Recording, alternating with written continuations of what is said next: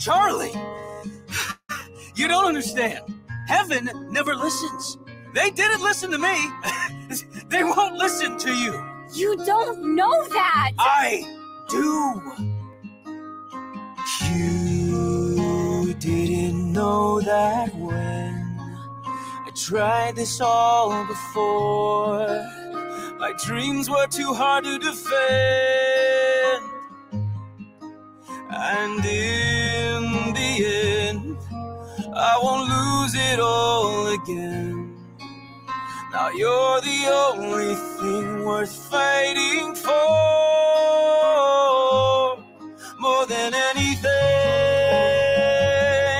more than anything, I'll shelter and adore you more than anything. Dad, I don't need you to protect me from this. I just don't want you to be crushed by them like I was. Dad, when I was young, I didn't really know you at all.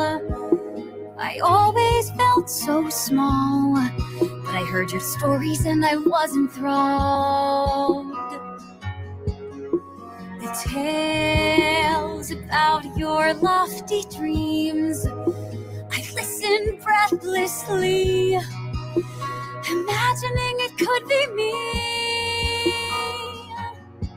So in the end, it's the view I had of you that show me dreams can be worth fighting for. More than anything, more than anything, I need to save my people more than anything. I've been dying to find out who you are. I've been waiting, wanting the same thing. Looks like the apple doesn't fall far. Took you a while. I've missed that smile. All that I'm hoping, now that my eyes are open, is that we can start again, not be pulled apart again. 'Cause in the end, you are part of who I am. I'll support your dream, whatever lies in store. And who could ask for more? More than anything. More than anything. More than anything. More than anything. I'm grateful you're my daughter. More than anything. More than anything.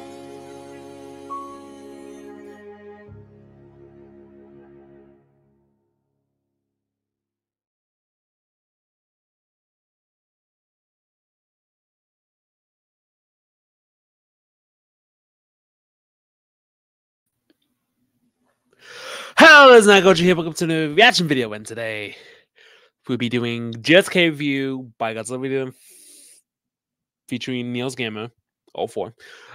And yes, I know Godzilla video and Neil's Gamer. This review has been waiting for like about half a week.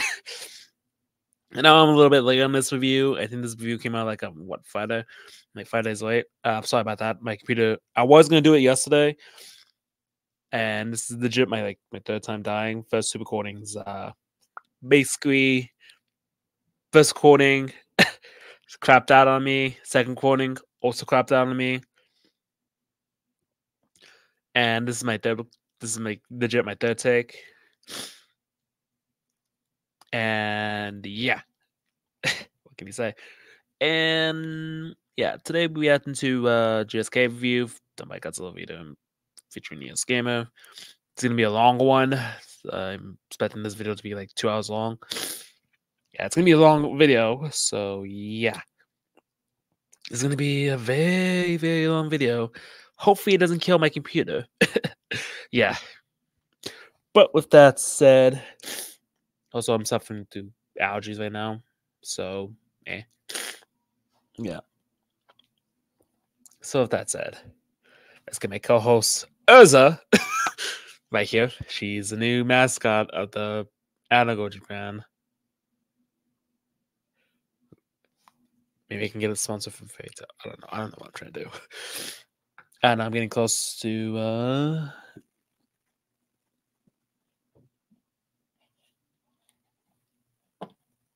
I know I'm getting pretty close to 100K views, so I'm trying to get those sponsors. Yeah. But with that said, let's react, shall we? Give me a sec.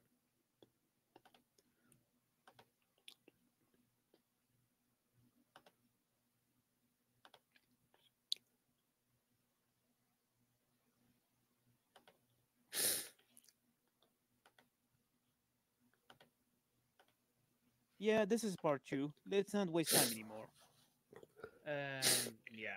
I guess we can start with the title characters of this. Let's start with Kong, since, as you said, he was most. This kind of felt like a Kong movie, which, yeah, I can, in a way, yes, but it's still a Godzilla movie. But Yeah, but I feel like it mostly fit best. Like it felt like it was more Kong's movie, mostly because this film kind of centered more around I guess in a similar case to Gia, like something that they kind of connect on in this movie. Both of them were really trying to find their place in the world at this point because while Kong was in while he was like venturing around in Hollow Earth in his new home, at the same time you could tell earlier on in the movie, you could still tell he had like that feeling of loneliness. Like he was there, but like he didn't really have anybody there that he felt like he could call a friend or just anybody that like it seemed like he could connect with. So at that point, like it kind of makes you feel that he definitely is like just trying to figure out like what he can do and trying to search for like just like some sort of friend or some sort of companion in some way like at that point. And then when you actually see him venture more into a Hollow Earth, you pretty much like in the deeper parts of it, you basically see that he basically is getting to see the Hollow Earth in a whole new way by finding out that there pretty much are like basically other apes. They might not be the exact kind that he was, but it still doesn't change the fact that he does meet up with some other ones there, especially the. Well, I've mostly just heard like some people and even my brother call the little guy Mini Kong. Does he actually have a name? yeah, he actually has a name. I don't think they said it in the movie, but his official name is Suko.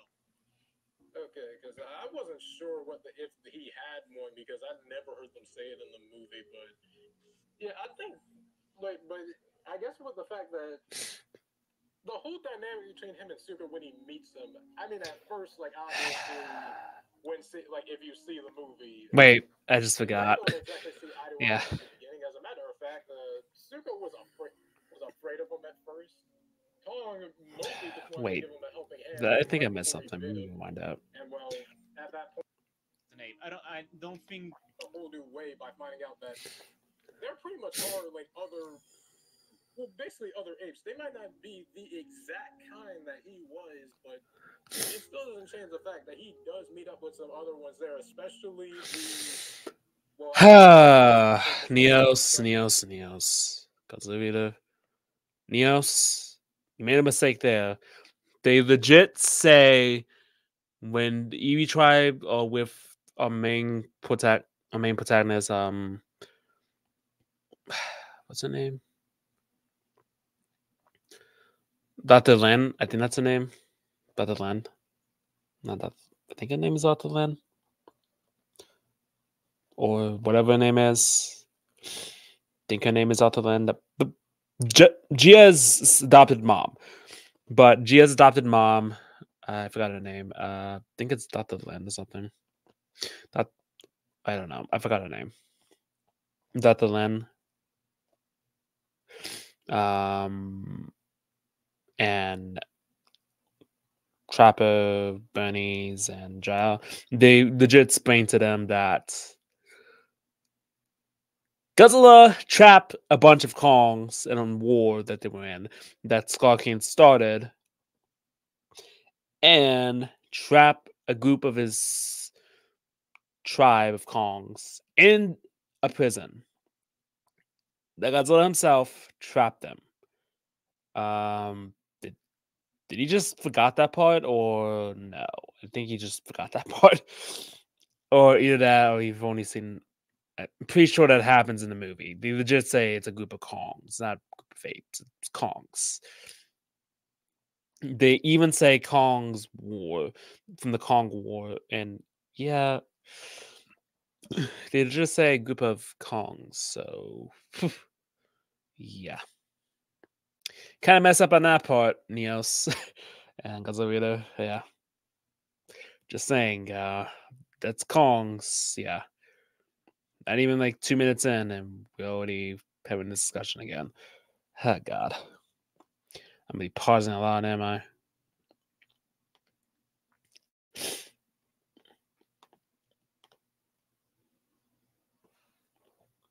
Some people and even my brother call the little guy Mini Kong. Does he actually have a name? Yeah, he actually. I know he has Don't names. I speak know his for name him. is Asuko, but this I is don't think they basically said it in the movie, but his Atreus official Kong. name is Suko. Atreus Kong. Come on, this guy's Atreus. All you need for the next movie is just Kong getting the whip. Kong getting that whip. I guess with the Like, fact come that on, Kong getting that whip. the whole He dynamic needs the between base of him and chaos, Mini, and then you got at Kong. first, like You got obviously, Kratos. when Boom. like if you He's see giving the the movie, base of chaos. they don't Actually, they should have exactly just gave highlight Kong the like whip as a from matter of fact, Skull King, Suko was and he afraid of him at first. turns the whip into a Kong weapon. mostly just wanted to give him a helping hand. Actually, Right before he didn't bit him. Godzilla Well, take at that point, Skull King's whip? Oh, you know, it wasn't exactly like that. you know, it'd be sick if Skull King, if Godzilla, if Kong had, if Kong had Skull King whip, and he put an axe on top of it, and he put like a something sharp on top of it, and he just uses like a whip, like, put like a blade on top of it, and then he's got the blade of chaos. I can't take myself seriously sometimes. Come on, that would be cool. God, if you turn that whip into the bits of chaos.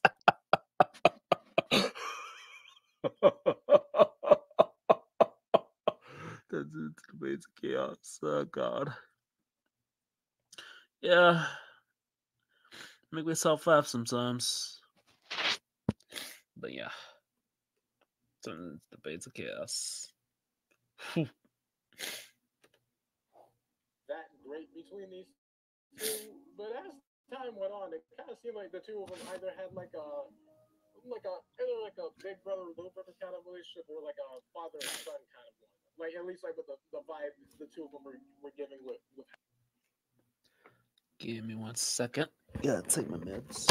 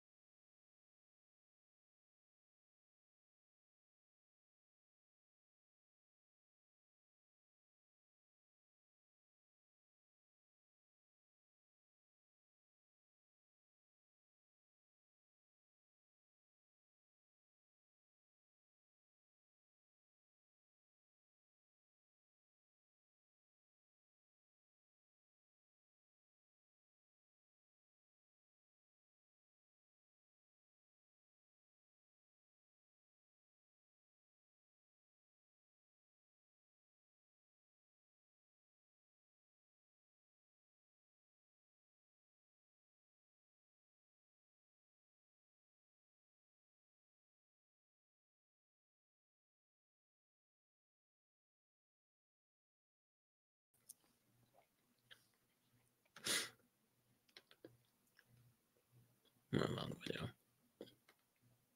how they were connecting throughout the movie. It did feel like both of them did actually care a lot for each other.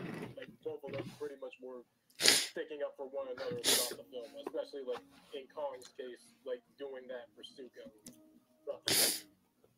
And then like this, I guess you could even say in a sense, this movie is basically the movie where Kong actually gets his title back, the one that the MonsterVerse pretty much has deprived him of since his first movie in this series. Oh yeah, Him actually being called King. yeah. This movie actually pretty much cements him as King Kong once more, especially the ending though. Yeah. But before that, this is basically the journey. Yeah, we got like one more. I'm actually excited for the next MonsterVerse movie because they finally got rid of Adam Wingard. Yeah, let's go. I'm just kidding. I got no problem with Adam Wingard's movie. He just doesn't do well with the Godzilla movies. Yeah. Movies with Godzilla just for him to get that title back. Yeah, I'm not a big fan of his GBK movies. Mostly because I don't like the way he handles Godzilla. This has him be cameo. Hopefully the next movie is a Godzilla movie. More Godzilla focus.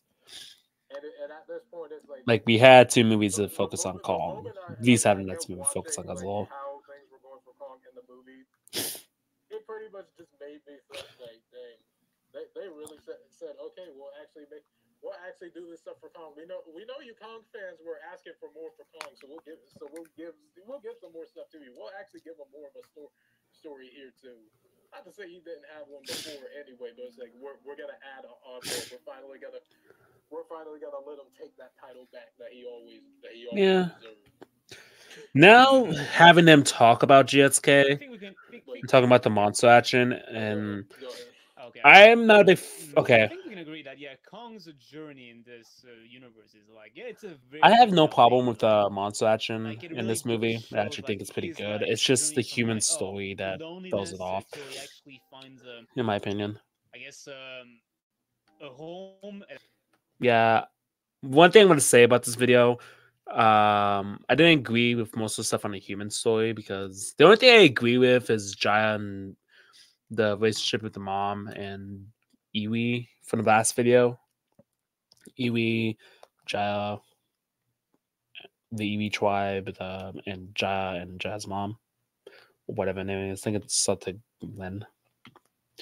Not Len, or I forgot her name. I think it's Irene. Oh, Irene. Yeah, that's the name. Irene. Dr. Irene. Yeah. Dr. Irene. Gia. Those are the only characters I liked in that movie. Trapper didn't do it for me. Actually, while I'm here, I should probably give my quick thoughts on GXK from the last video. I should have probably done that at the beginning, but better late than never. Last video, I mostly agreed with the stuff about sound. I didn't agree with the stuff about the soundtrack because the soundtrack in this movie does not sound good. Like they only have like one good song, and that's basically a song and that's not even an original song. Like when legit, the only part of the soundtrack that I like is when they're not using official soundtrack. It's when they're legit using a different song, when they're legit using Twilight Zone, when they're going into the Hollow. That's legit my only favorite soundtrack on this song. And they do like a cover of the Twilight Zone, and yeah, that's my only favorite track in the song. Another track I do like in this soundtrack is the bam bam bam bam bam bam bam bam bam bam, whatever the name of that track is. Oh my god, my nose is funny. Whatever the name of that track is. And yeah, I don't agree with him. I don't agree with Godzilla either when he says about the main theme of 2014 sounding like it's a villain, making him sound like it's a villain. I don't agree with that. Yeah. It didn't make him sound like a villain. It made him sound like a force of nature. That's what the track was for. Like all the music for that soundtrack makes the movie sound foreboding and makes the main soundtrack most of the tracks sound like a force of nature, like you gotta run. And let's be honest, the Monsterverse Godzilla isn't a hero. Maybe in 2014, he was not a hero. He was not, like, you can tell he did not care about you. He was a force of nature, and if you're in his and you're not on his side, and if you attack him, he will attack you. Even in GXK, they show that he killed like military. Same in GVK. The only movie that doesn't have Godzilla as a villain in the Monsterverse is basically King of the Monsters. That's it. That's the only movie that doesn't have Godzilla as a villain in the Monsterverse, or an anti-hero. But yeah, Godzilla is basically only a hero for one movie, and then the rest of the series, he's basically an anti-hero. I don't know. The Monsterverse Godzilla isn't a hero. He's an anti-hero, in my opinion. And King of the Monsters, he is an anti-hero. And King of the Monsters, that the only movie that he's a hero in is King of the Monsters. And yeah, I don't know why I'm talking about that, but probably got sidetracked from the soundtrack. And yeah, he's basically a force of nature. Let's be honest, he's a force of nature. Actually, now thinking about King of the Monsters, I do remember that Godzilla did burn alive Emma Russell, but yeah, did burn it to a crisp. So was that really something nice? Huh. Yeah, didn't think about that part. I don't know.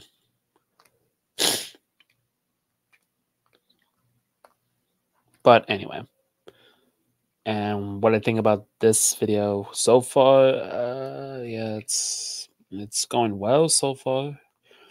They got the points, except for the part where they legit say that Kong met a bunch of apes, even though it's pretty clear that he met Kongs. It's pretty clear he met some Kongs.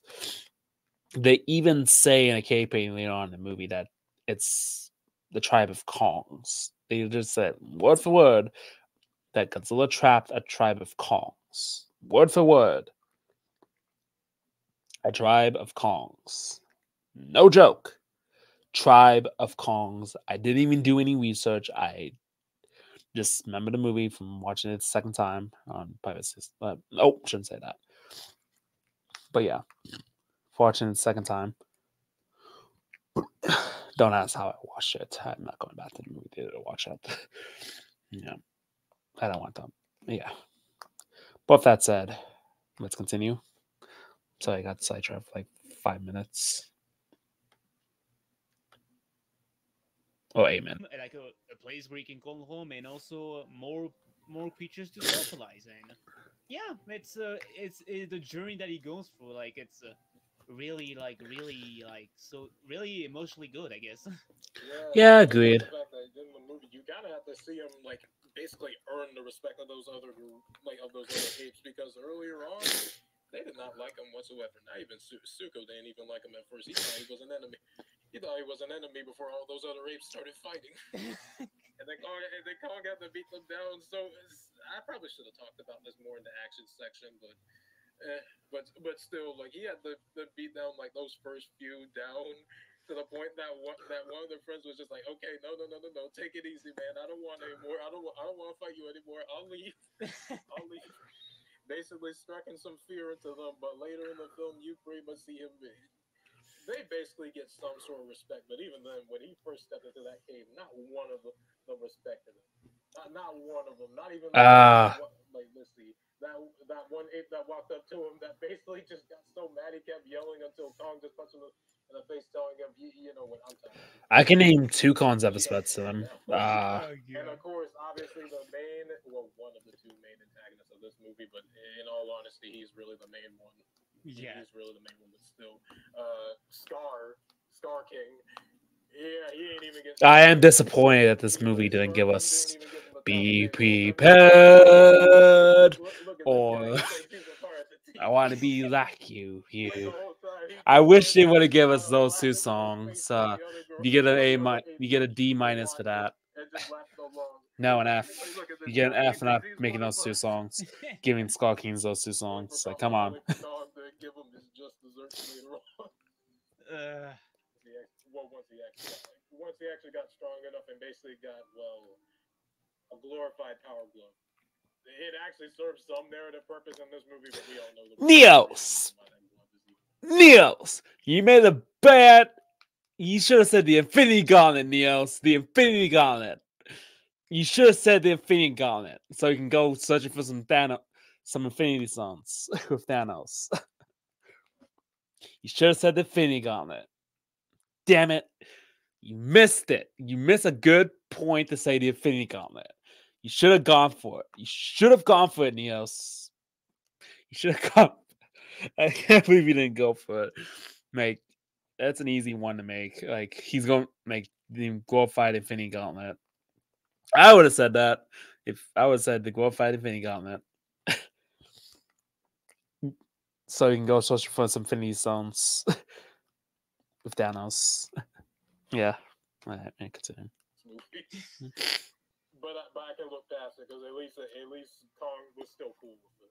Yeah, I mean, even if the reason he has a glove was like the other reason, compared to Ultraman, they aren't really blatant about it. But that's for another time. But yeah, actually, I was actually gonna ask.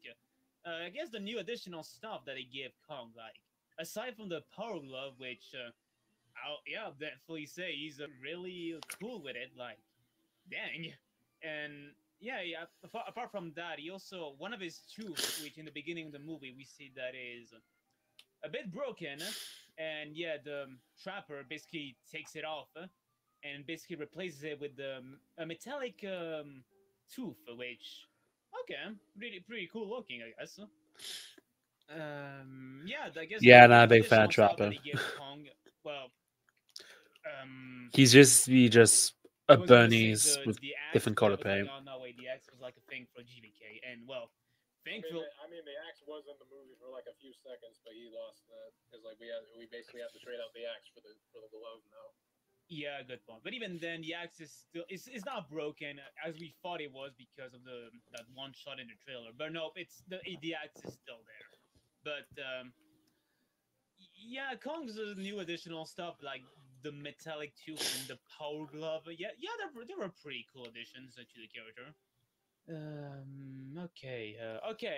Now that we talked about the big monkey, I think we can also talk about the big lizard. Yes. Yes. That of course being the king of the monsters himself, Godzilla. Yeah, Godzilla. What can we say about Godzilla? Well, he's a badass. That's literally that. I'm not gonna like what he says about Godzilla in this. That's kind of a thing that just remained consistent to him in all of these movies. That he just remains cool. And also probably one of the meanest guys around. Because I mean, let's be honest, you don't want to screw with him in this movie. He pretty much proved why it's a bad idea trying to fight him. It would be a better idea to have him as your ally. Like, yeah, literally. Now, even though we talked about how this is kind of Kong's movie, technically this is also Godzilla's movie because unlike GVK, in the beginning, at least in what we see with Godzilla, Godzilla actually does some stuff. Like, yeah, I'll say this. Despite the limited screen time that we got in the beginning with him, even though 2014 is kind of a worst case in terms of Godzilla screen times, Godzilla still actually did some stuff while we got to see him. Like, literally, like, man was like, what's that I'm hearing? War? Oh, it's war? Okay, I need to get amped up for this shit because it's gonna go crazy. So how they decided to get amped up? Well, at the cost of another. Oh yeah. Like, okay, well, technically, first of all, what he had to do is that he had to literally go to like a nuclear power plant to literally get himself recharged. Oh, and by the way, if you thought that the nuclear pulse in one of the prequel comics, which is I think is Godzilla. Oh my god, what was the prequel comic for King of the Monsters? The one where he fights Mutant Prime. God damn it. So Let me double check. Let me double check just to make sure I'm keeping just to make sure that I got the names right for which was which. Yeah. I don't remember if I got the name right. Aftershock. Yeah, that's it. That's it. Yeah, that one. Yeah, yeah, that's Aftershock. Yeah. If you thought that you will see the nuclear pulse that he did on Mutant Prime in Godzilla Aftershock, yep, you see it. Except that it's definitely not similar to what he did in the comic. It's basically the same thing that he did in basically what he did to Ghidorah when he became Burning Mode. Although I guess in this case it's a much more weaker state because burning mode is much more powerful. But yeah, Godzilla does a nuclear pulse. Literally does a nuclear pulse the moment he sees like plane like humans in jet planes trying to stop it, and they're like, "Oh, you guys really gonna try to stop me? Come on, guys! I'm just trying to getting ready for something, and here you are trying to start a fight with me. Okay, you know what? Go die." He's like, dang it, I'm on your side. Why are you fighting me now? I mean, granted, I may have destroyed some of your cities and destroyed the nuclear power plants, but I needed it for my advantage. I need energy, man. He's like, Jesus, I'm a giant lizard that runs off of atomic energy. I can't just make that myself. I need to get it somewhere. Yeah. But after getting energized, and also I think in one of the shots we actually see him really blue. Like, yeah, man is like so blue that it looks like the burning mode was like just blue. And yeah, he proceeds. Yeah, at the cost of another Titan. Yep, he proceeds to go to the location to where the Titan Tiamat was hiding, because basically inside her little ice cube layer, she was basically receiving a lot of energy, and Godzilla was like, "Yo, wake the fuck up! I'm breaking and entering your house. Give me your energy." That's pretty much how he was. He just went in there just to say, I want your power. I'm gonna need your power. Wake up to your man. Sorry to interrupt, but look, the world's in danger again. I need some of your power. Give it to me. Give it to me. You've been hogging all the nuclear energy and the Saiyan energy yourself. I need it. I need that transformation now. Yeah. Yeah, and then proceeds to fight Tiamat, then kills her, and then proceeds to go inside and get recharged. And then we see by far perhaps one of his best designs yet. And I don't know about you guys, but honestly, evolve the Godzilla, Pink Godzilla, Super Saiyan Rose Godzilla, Peak. It's peak. Yeah, it's peak. Yeah. This is No. peak No. like, holy No. shit. He looks No. cooler in the color pink. I know some is gonna be like, no. sorry, my guy, but pink really works for Godzilla. No, it doesn't. Like, okay, I know I who guess you're the also- referring I guess to, you could but also say no. that him being a No. bit skinny is a bit No. weird, but Just I don't mind that at no. all. I mean, in the movie, I can see it in No. action figures. No. It's a bit weird to look at, but honestly, Oh seeing it in God. action, Oh like Evolve Godzilla God. in action, even when he was skinny, he was all right. It was not a big deal. He is I'm not saying, peak the design Godzilla. looks better in the Hey, say movie than it Godzilla. does on the action figures. The action figures I don't think are too bad. I'm sorry. No, he is not peak Godzilla. This Godzilla is not peak. He is his design. Granted, he does some cool. This Godzilla does some cool stuff against the Kongs, but design-wise, when we talk about Godzilla-wise, he does some pretty good stuff. But design-wise, I'm sorry, this is not peak. Pink does not look cool in Godzilla. I'm sorry. The only time it looks cool is when Ki's doing it. But when the Mutts... Yeah. But I'm sorry. This is no. Just no. Pink should not be on Godzilla. I'm sorry. And before someone says in the comments, or Godzilla points in the comments, or someone else, because I'm telling he has never had pink. Murogoji's social plates are not pink. They are purple. purple. There are literally articles online saying they are purple. You can go up on Wikizilla, the most reliable source of information, and legit say it's purple.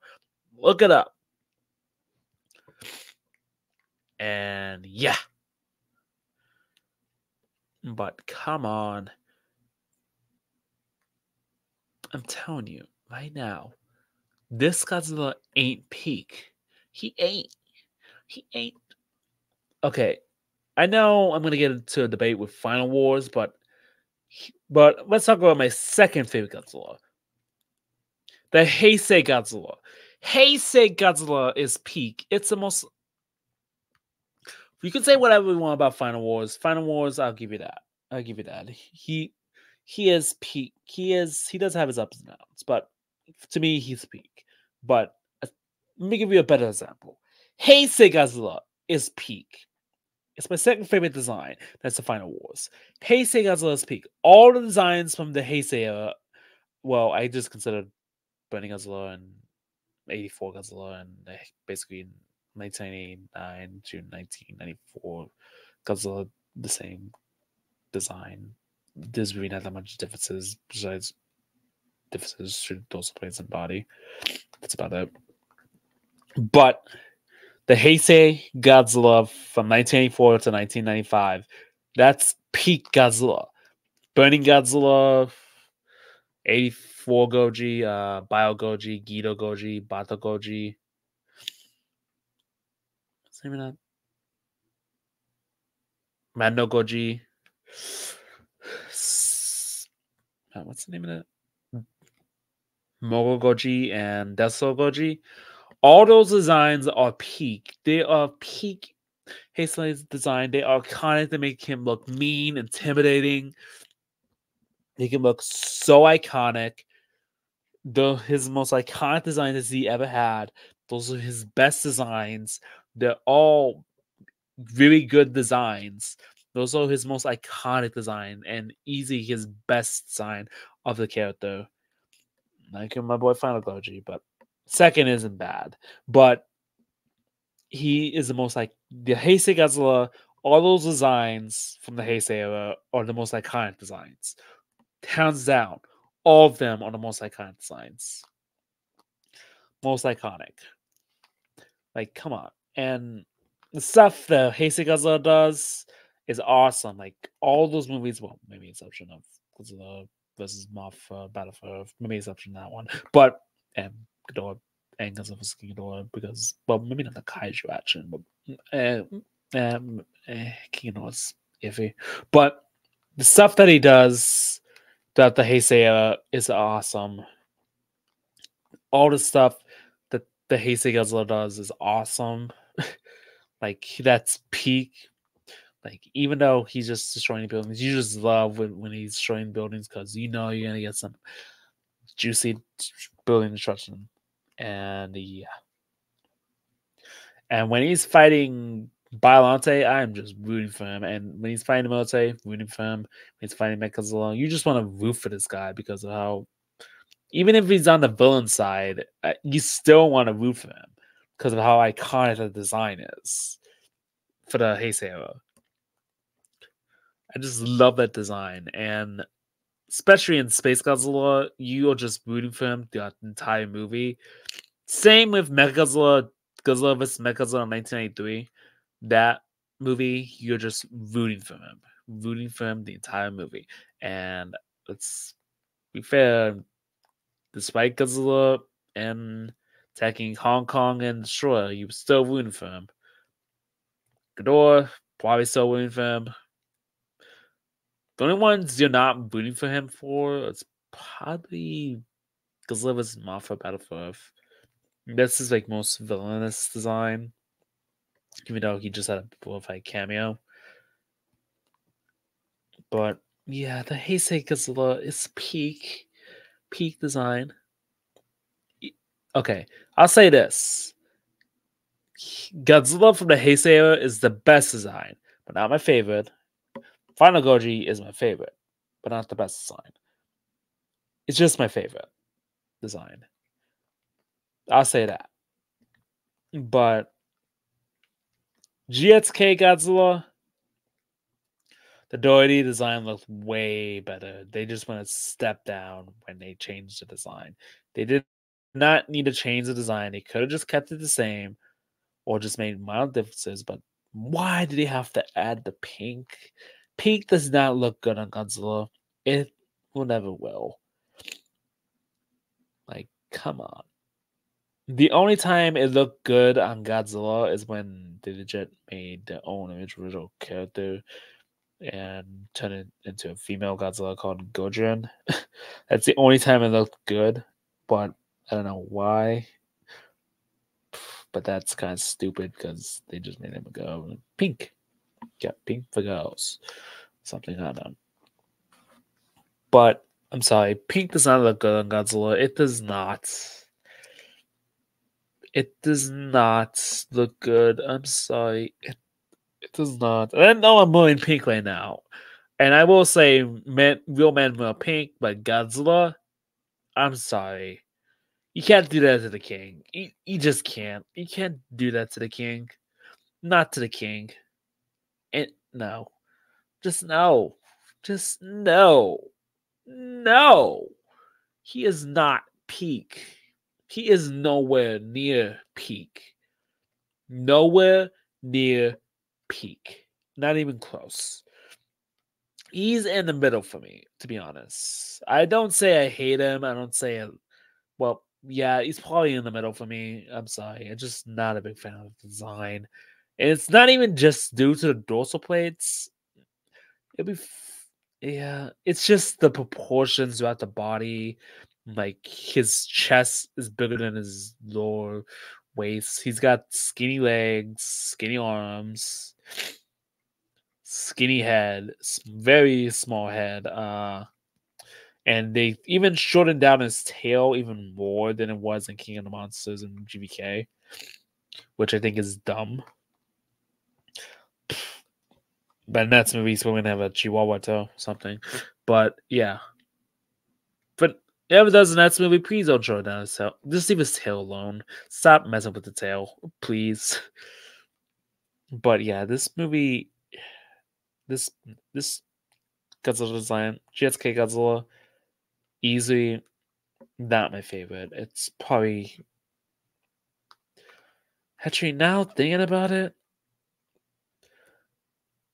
this is probably the worst. This is probably my least favorite design of Godzilla.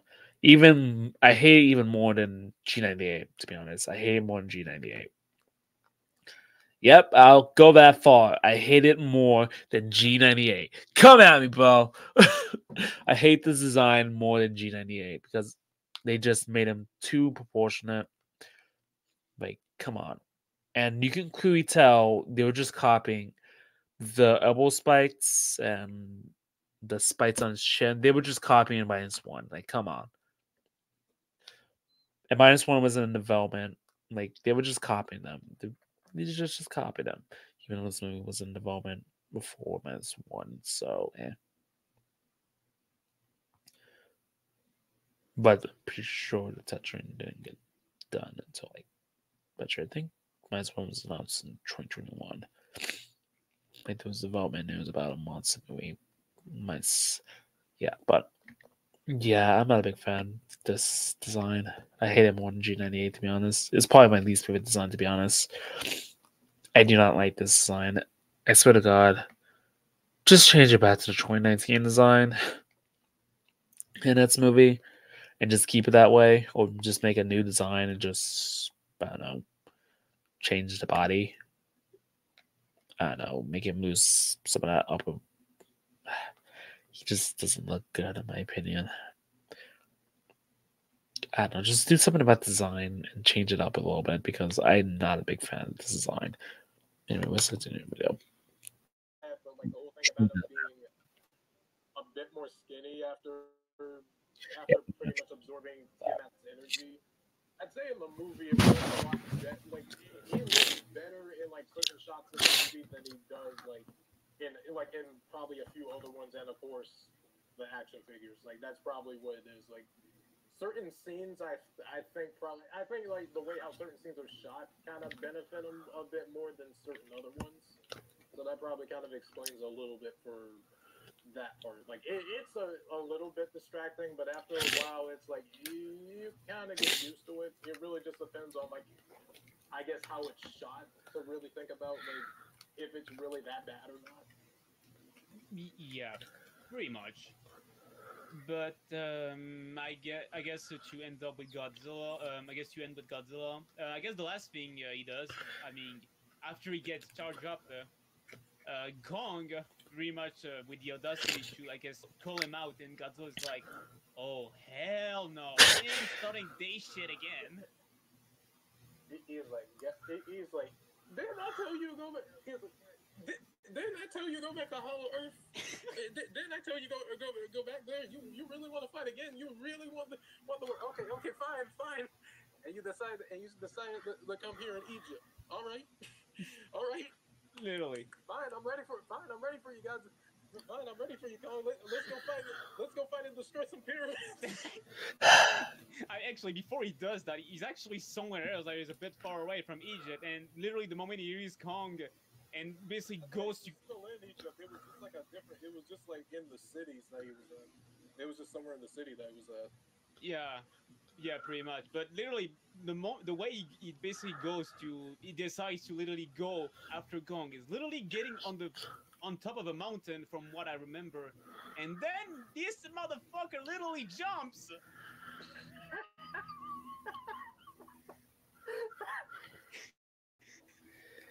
He freaking jumped, swam around, destroyed multiple bridges just to beat down that monkey. Literally, like, It's like, God damn.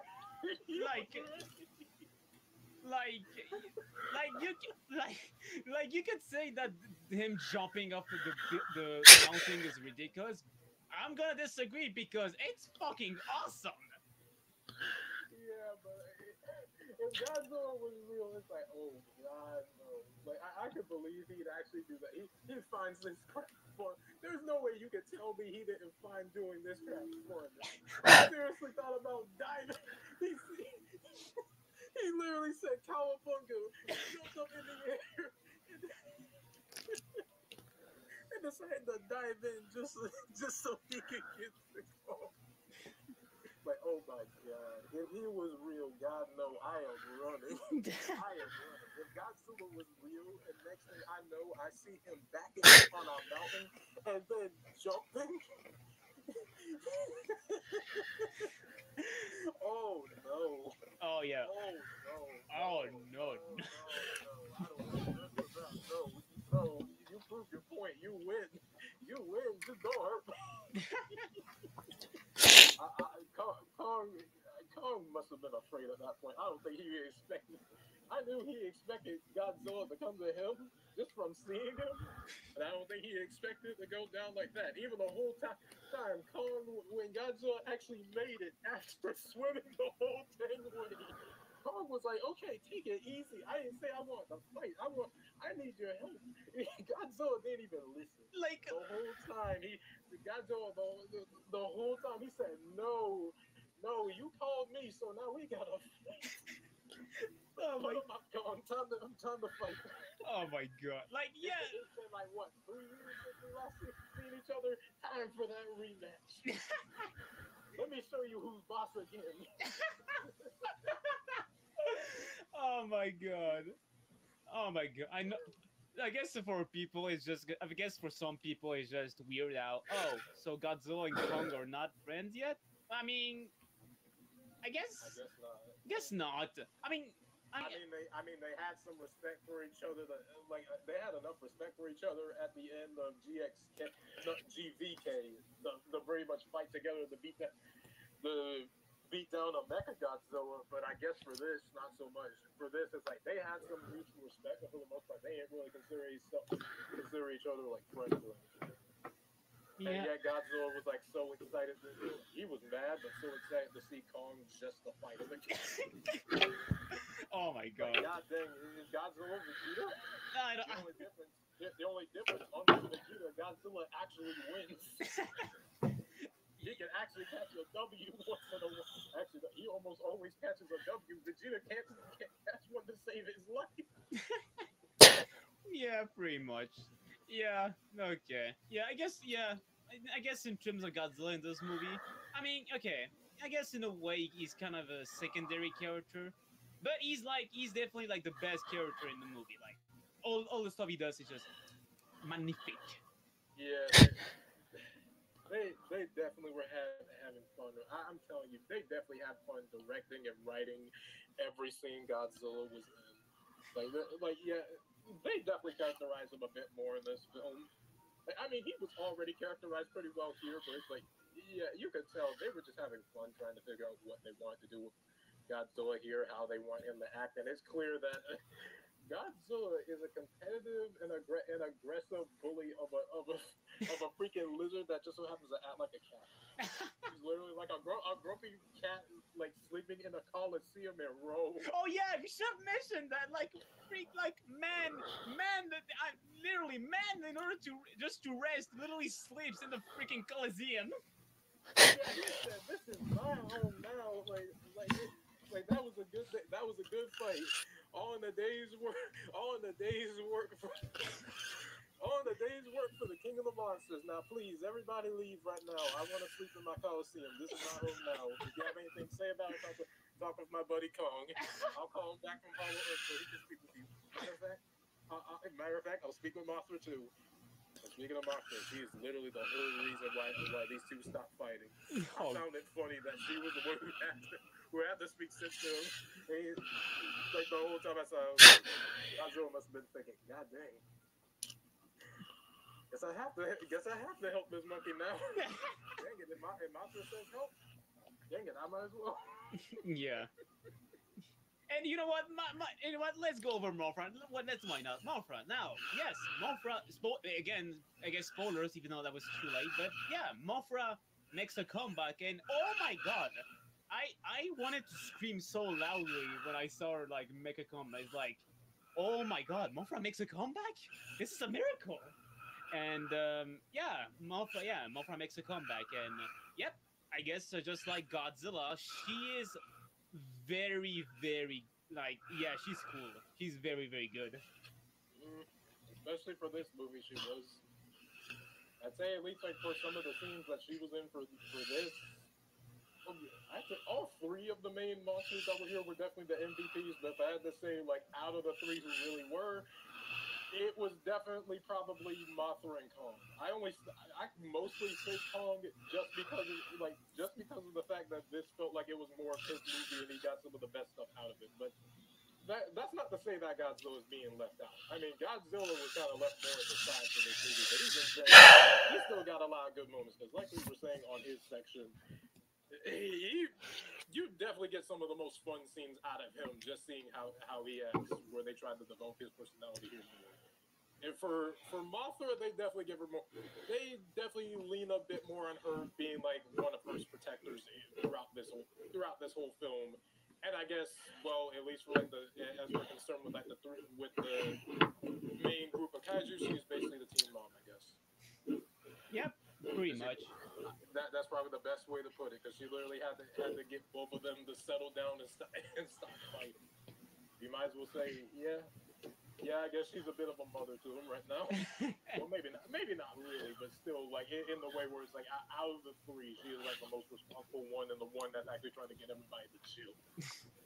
Yeah, pretty much. And yeah, I'm guessing the whole like Mothra Trisky trying to get Kong and Godzilla to team up. I feel like this is a reference to Ghidorah the Three-Headed Dragon, where basically in that movie, Mothra, who is a larva in this movie, basically tries to convince Godzilla and Rodan to basically just stop fighting and team up in order to defeat Ghidorah, which they don't. But I guess after seeing her trying to like fight Ghidorah in her own, they decide, you know what? You know what? That caterpillar has a lot of bravery. Let's go help her, I guess. But yeah, this is obviously a ref. Even though I guess maybe not intentionally, but this is pretty much a reference to that. Which yeah, it was pretty cool. I guess before we get to the main villains, I guess we could talk about I guess the main villain and Zuko. I guess we could also talk about the Titans that appear for cameos, I suppose. Let's see. The first Titan that we see. Actually, no. The first scene of Kong is basically him trying to run away from like some wolf kaiju's or something like that. And yeah, they were pretty cool. Even though we don't know what they are, they were still pretty cool. And let's see. Then we have. Oh yeah, we also get a little cameo of Doug, aka the Lizard, from GBK. Like literally, man, literally has the audacity to steal food from Kong. I wouldn't say that went. I wouldn't say that went the best for him, but still, it was kind of funny just to see him pop up again, only to say, hey, Kong, I hope you don't mind, but I'm just gonna take these. I'm kind of hungry. You don't mind if I take this, right? Right? We're cool, right? Yeah, okay. Nah, you don't have a problem with it. I'm just gonna leave this for you. Goodbye, goodbye, monkey man. Yeah, goodbye. Meet you again. Yeah. Let's see. Then we got Scylla, basically the spider kaiju from King of the Monsters that basically attempted to fight Godzilla in Rome, and well, that didn't end up good for her, I guess.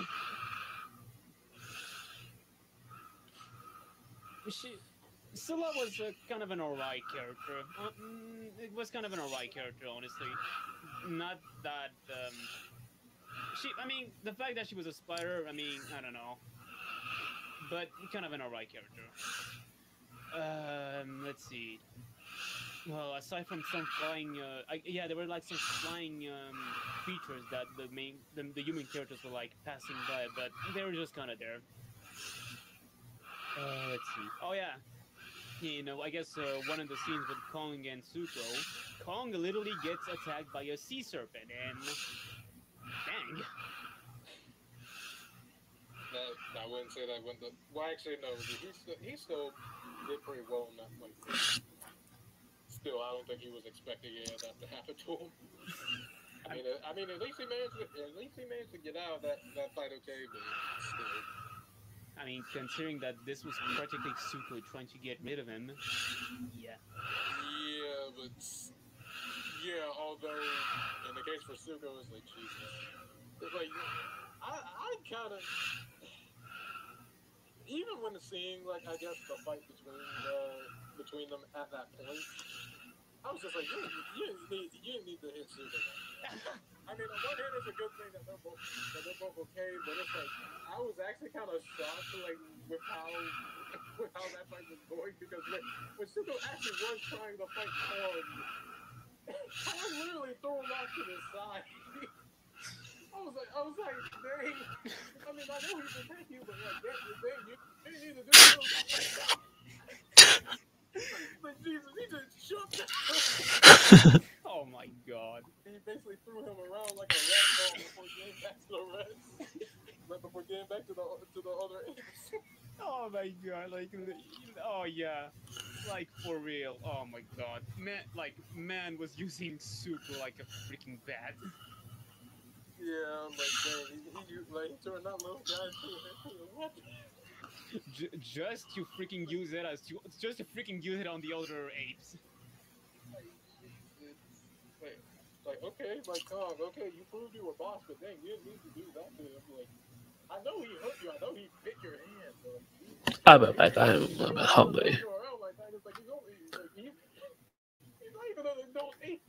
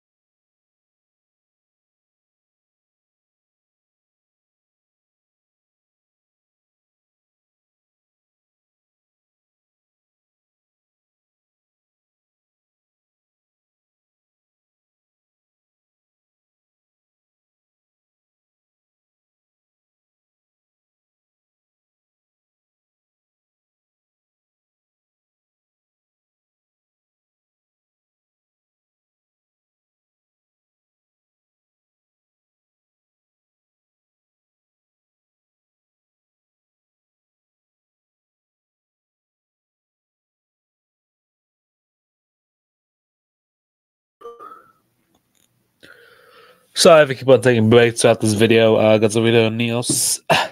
Be watching this video in the future. Oh yeah. Just really hungry. Should have done that before the video. But yeah. Let's continue, shall we?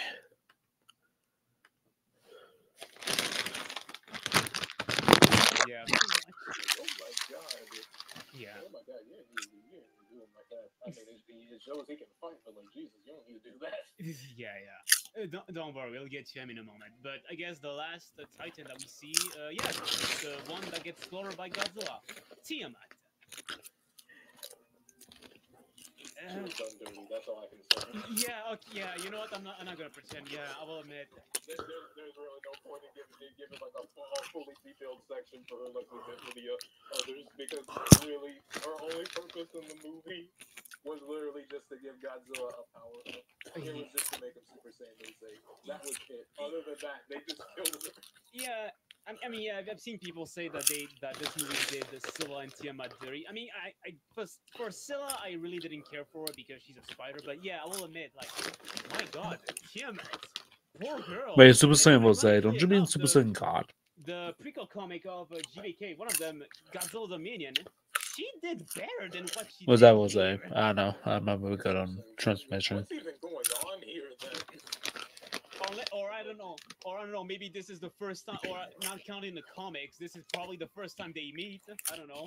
I guess that means either the comic isn't canon anymore, or I guess like she just wasn't as prepared this time around. I have no idea, but whatever it is, yeah, things just weren't on her side. Luck was just not on her side this time. Yeah, some people did criticize about how Godzilla was just killing things. Well, I don't know. I mean, in terms of Scylla, this is basically the second time he fights her if you count the prequel comic. Like, literally, this is the second time he fights her. And I'm guessing he's like, Third time. You know what? If you're not gonna bow down to me, you just fucking die. But Actually, spoilers. This is the third time. For spoilers for Godzilla that's Kong the Hunted. This is actually the third time that they fought. So basically, Godzilla gave a 1, 2, 3 strikes you out. Yeah. First Skiller and Tiamat didn't even give it a third strike. Poor Tiamat. Poor Tiamat. Only give Tiamat one chance. Poor Tiamat. yeah, I don't blame you. She was only there in the beginning. But I guess for Tiamat, well, now I think there was a video talking about it, but basically I think they said that Godzilla was actually kind of in the right for killing Tiamat because she did use a huge source of energy in her lair. Imagine her using that against him. Oh god. Yeah, that would have not gone well at all. Yeah. Yeah, that's basically all the I guess the secondary titans that we see in this entire movie. Yeah, let's go over I guess the 3 remaining I guess the last secondary titans that we could talk about are the apes. I like the apes. Honestly, I think what I like about it is how they're not really like all gorillas. Oh my god, not this shit again. Designs based on like different apes. Like They just forget about it. Just forget about it. Based on chimpanzees, which yikes. I mean, considering how they act in this movie, it kind of makes sense. Some of them would be lumped in there. Yeah. I mean, let's be honest. The apes in this movie are goddamn savages. Yeah. Yeah, good point. I mean, it would be, like, considering that, it makes sense there's like a little bit of chimpanzee in there. because those little guys, they might be like the closest cousins to us humans, but it's like they are more crazy than us. The only difference, well, some humans can be kind of unpredictable when it comes to what exactly they're thinking of or what threat they do. Chimpanzees, on the other hand, no, you already know exactly what to do to set them off, and once they are set off, you are basically screwed. They are Kongs for crying out loud. Pretty much.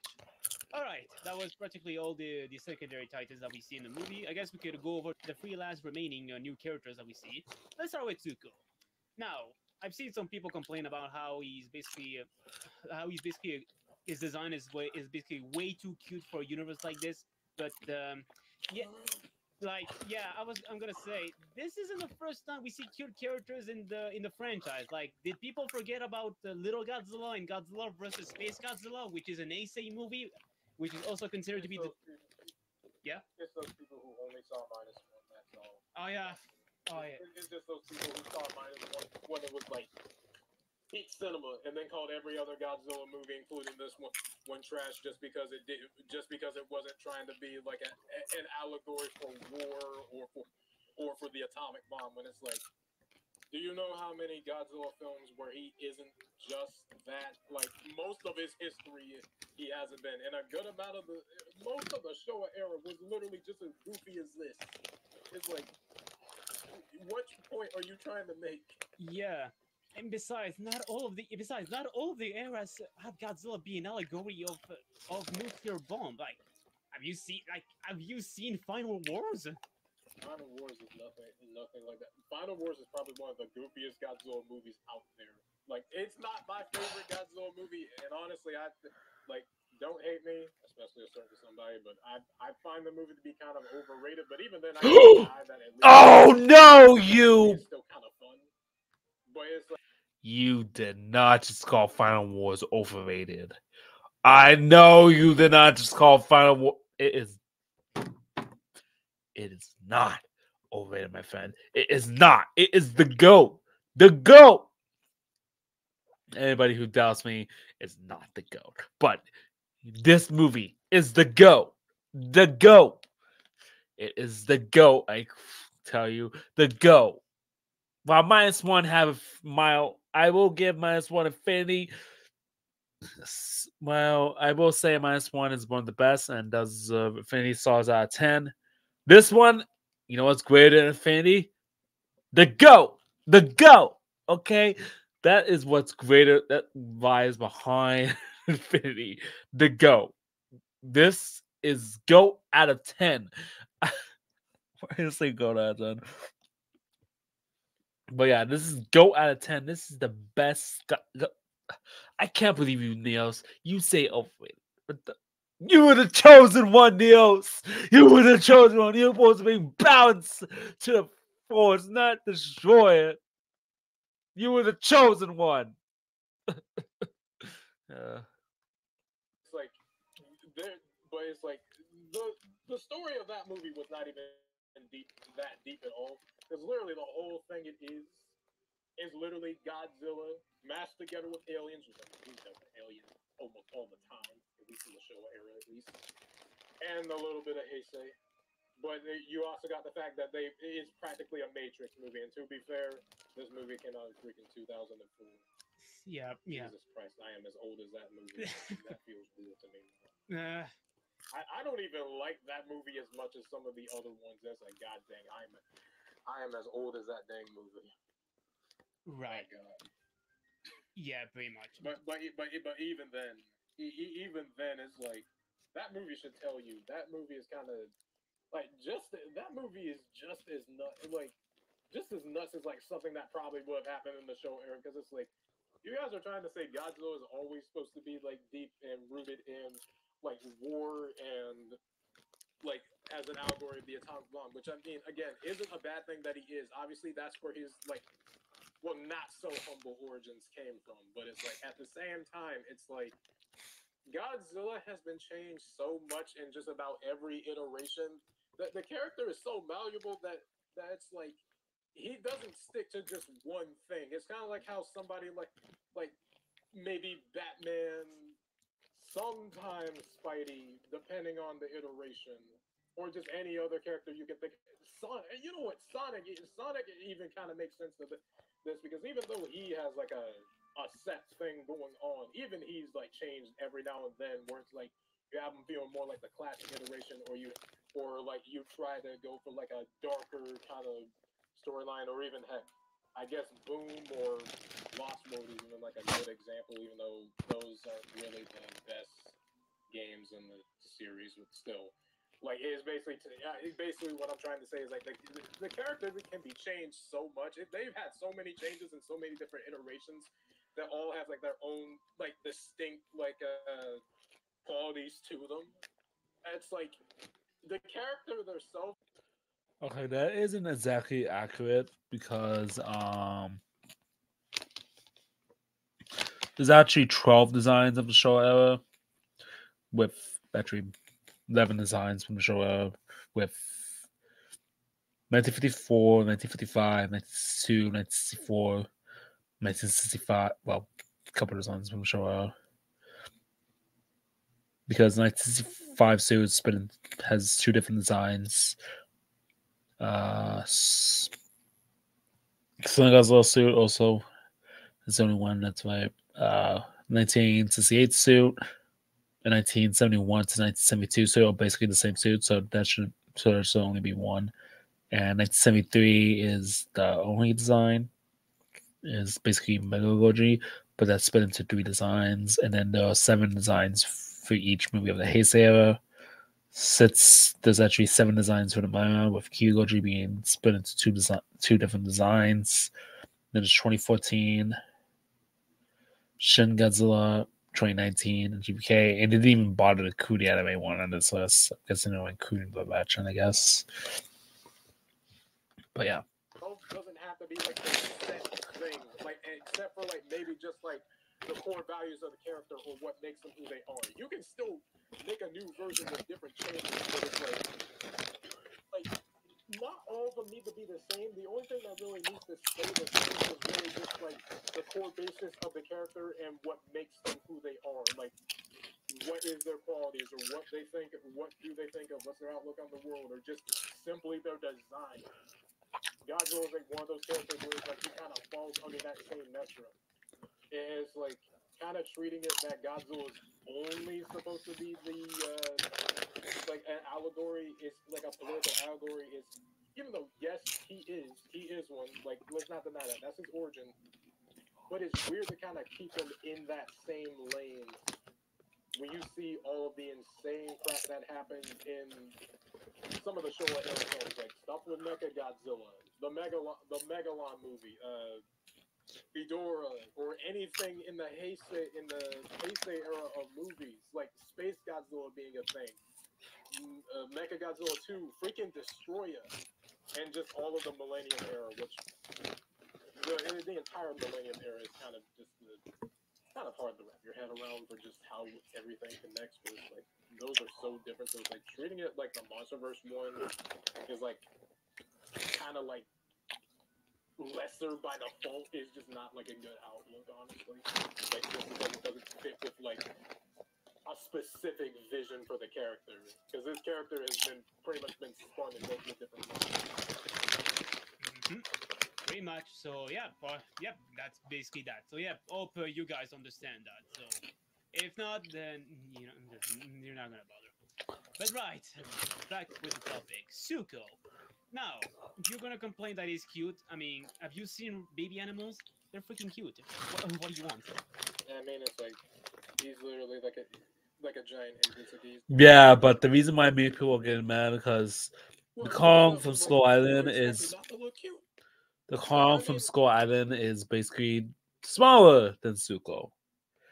Yep, smaller than Suko by 20 meters.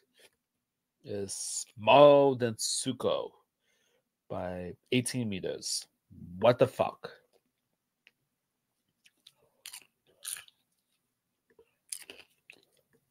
Well, not by 18 meters, but just 17 feet, 18 feet, or 20 feet.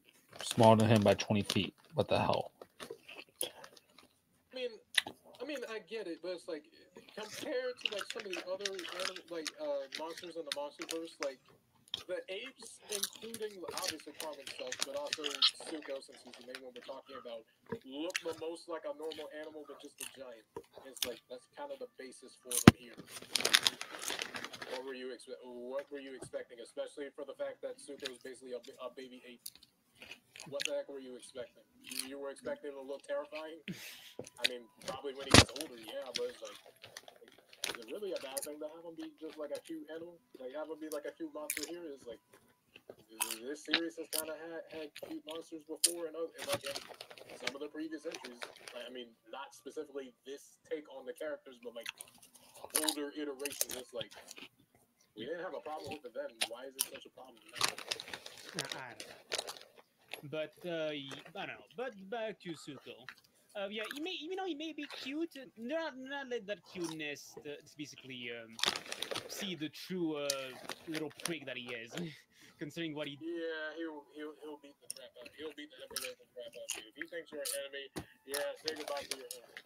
Say Yeah. goodbye to your hand and expect him to try to fight you. Because that little guy, he may be a cute little guy, but it's like he knows how to play. Literally. Yeah, he's basically I Atreus. mean, does he always win? No, let's be honest. No, not every single time. Still, he knows how to. He knows how to, and he knows how to mess somebody up. Pretty much, like literally, he bites Kong's hand, even tries to like fight him, and even at some point, like we said before, he tries to literally get Kong killed by having him being killed by a sea serpent, which doesn't work. But literally, man is a little It's an fuck. eel, but who cares?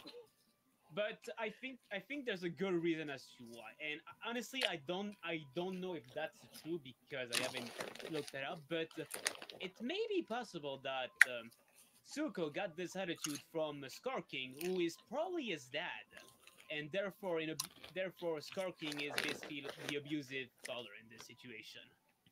I kind of just assumed he mostly just got that. Like, I mean, Scar King was a part of the reason, but I kind of just assumed it was just because of like, just he kind of just got influenced by how the other apes acted, where all of them just kind of acted kind of crazy and just very violent. I just assumed that's where he picked it up from, but Scar King probably does make sense for that. It's just that at least for him, he's nowhere near as like malevolent or arrogant as Scar King. That's for sure. Yeah, Yeah, it's weird. probably that. But aside from that little mishap, he does go through a bit of a character development. Like, I'll say that he definitely feels more comfortable. Like, actually, yeah, he definitely has the father and son relationship with Kong. And honestly, yeah, Suko seems like a pretty important character, especially in this in Kong's journey because he basically raises a kid, which is pretty nice. Which I think is, I think that's at least a good step to take for Kong here. Well, Kong and Sumo.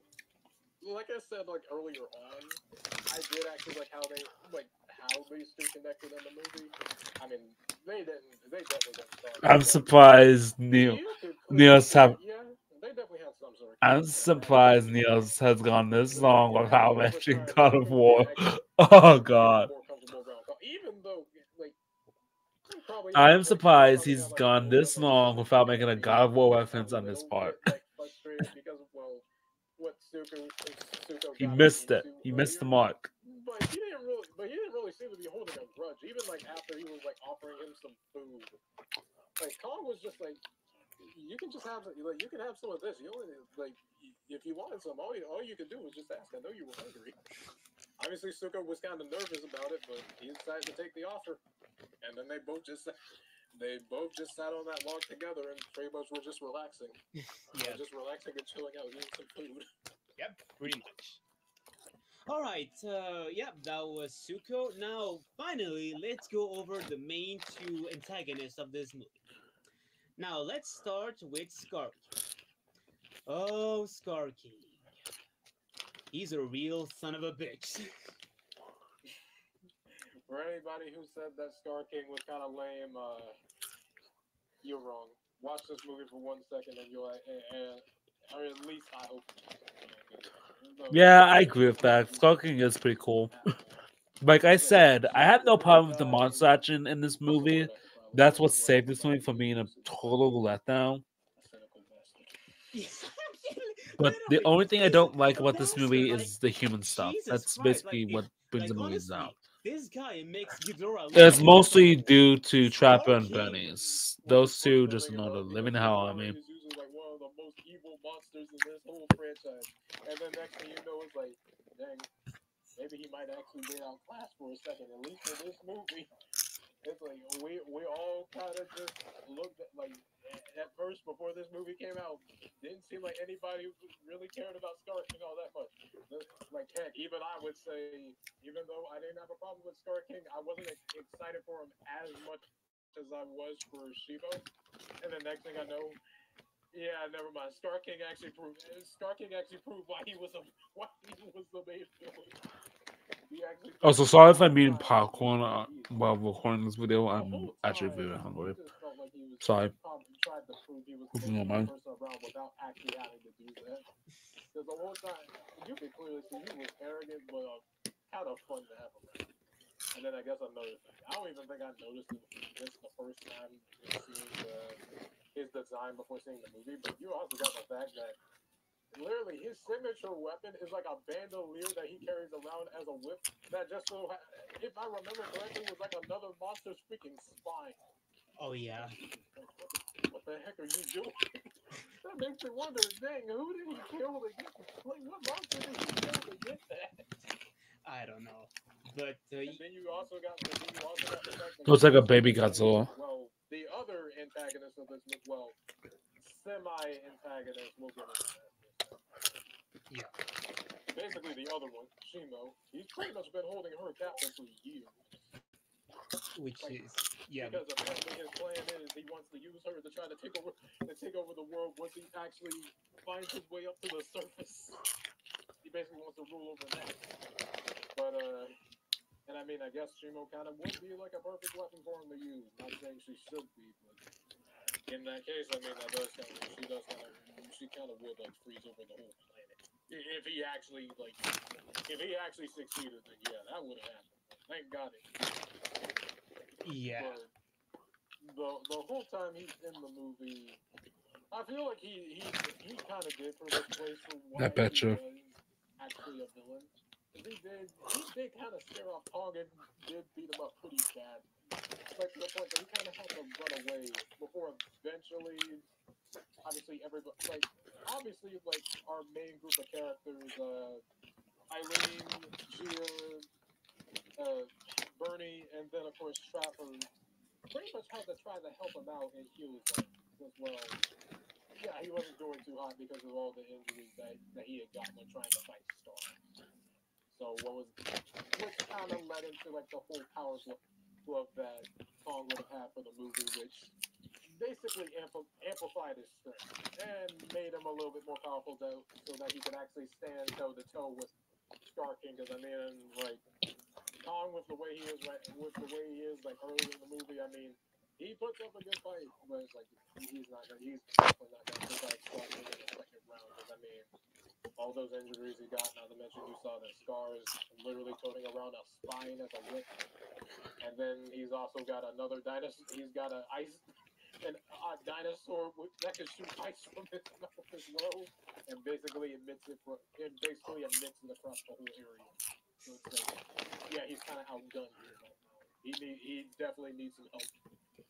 Pretty much, but yeah, Scar King is really a formidable villain, and I guess in a way he's also an important villain because I don't know if this will count as a retcon, but as it turns out, he is actually the one responsible for the entire war between the Kongs and the Godzilla species.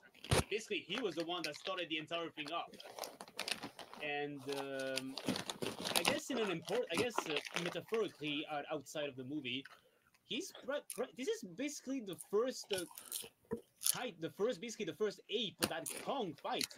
Like instead of a reptile or even a dinosaur, Kong basically fights another ape, which I think is a pretty like cool swift of change in terms of enemies for Kong. Yeah, because I mean, the thing about it, what are the only other enemies he's really fought before this? Because obviously he's been dealing with the skull crawlers the whole time on Skull Island. You also got the fact that of course he fights Godzilla and Mecha Godzilla, and then of course like in his own show he fought a freaking dragon. Oh yeah, good point. Other than that, that's really like the only other creatures that he fights like every now and then, besides like any other like just random creatures that are already on the island and that's already on like Skull Island or somewhere in the Hollow Earth that he's staying. Pretty much. But here he's literally fighting someone that is almost like him, except that he's smaller. But even skinnier. But even with that, that doesn't stop Scar King for being still a pretty formidable foe. Yeah, that was Scar King. Now for the secondary villain and my favorite of in terms of original monsters, Shimo, the Ice Queen. Let me say this right now, people. Prepare for like a lot of praising for Shimo on his end. Okay, well, okay. Now, I guess before we got to see the movie, when the trailer was basically revealed her, we were all asking questions like, who is this? Who is this mysterious ancient titan? She's bigger than Ghidorah? She's she's an ice queen, and what else? She's like a kaiju slayer. She's like the most ancient, most powerful titan in this universe. And then when we saw the movie, that was I mean, some of that was true, but not all of it. yeah, but this lead to her being a different like type of villain, which I actually liked in this movie. Basically, she's an Honestly, I wouldn't.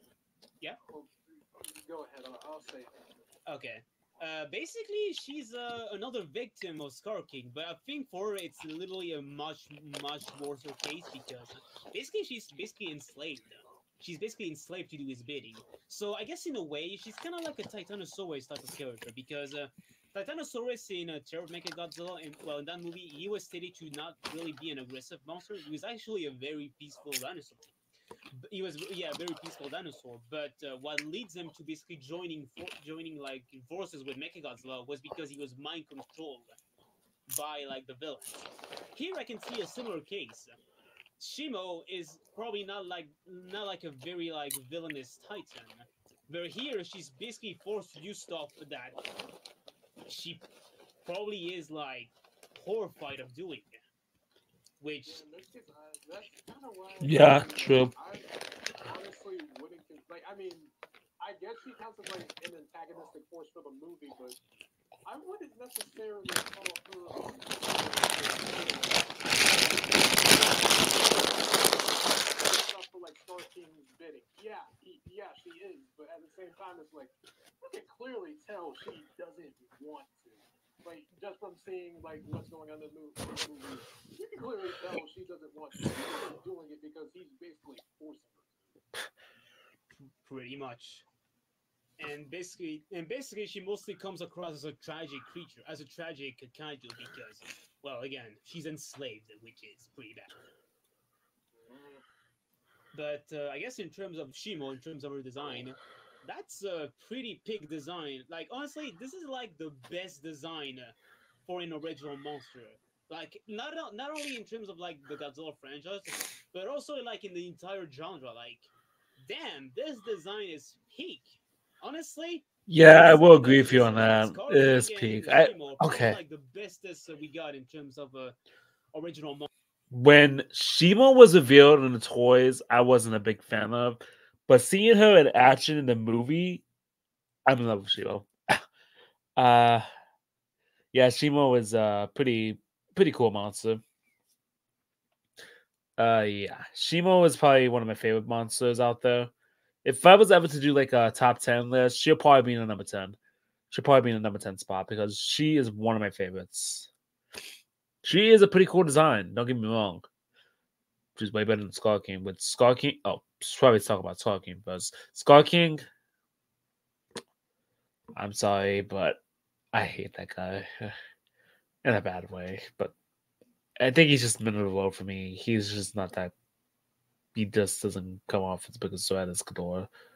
Yes, he started the great kaiju war between Godzilla and Kong, but compared to Ghidorah, who literally can terraform the planet to his liking and control the weather around the planets, yeah, Ghidorah is way more overpowered. Yeah, Ghidorah is way more threatening than Scar King.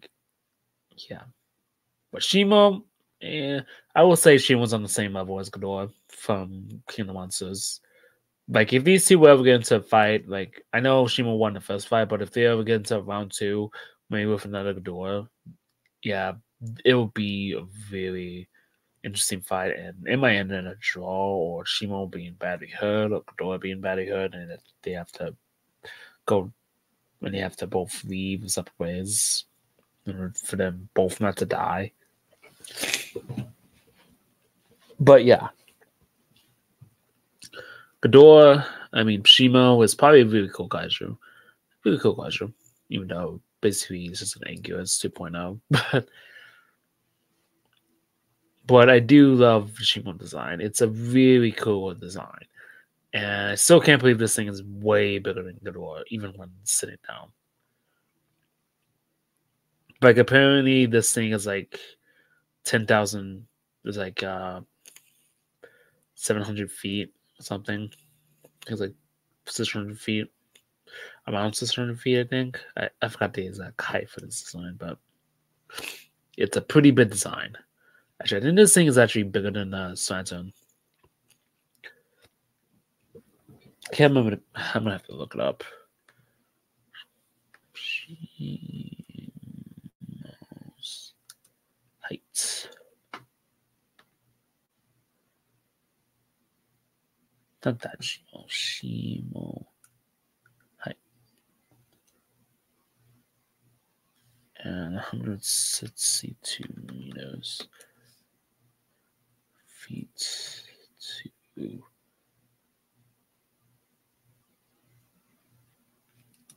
centimeter.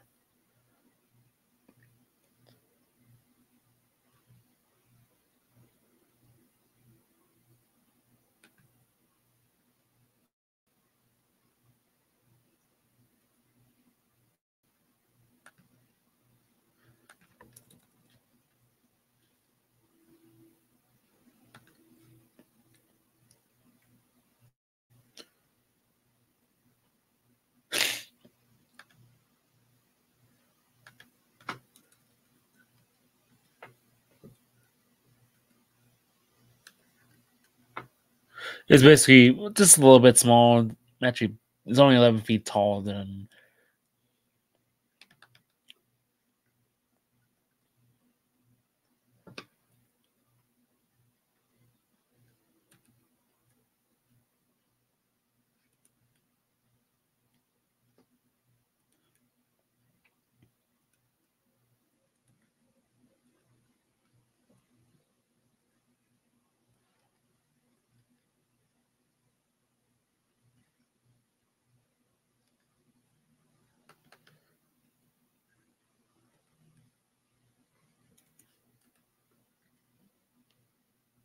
100.98 feet.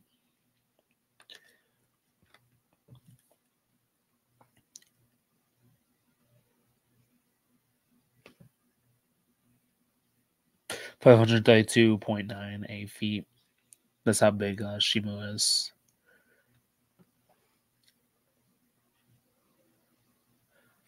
One.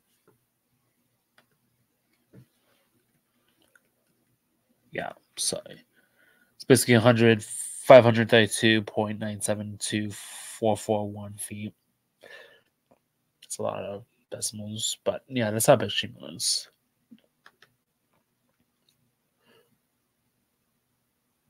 It's pretty big design. Probably the biggest thing in the Monsterverse.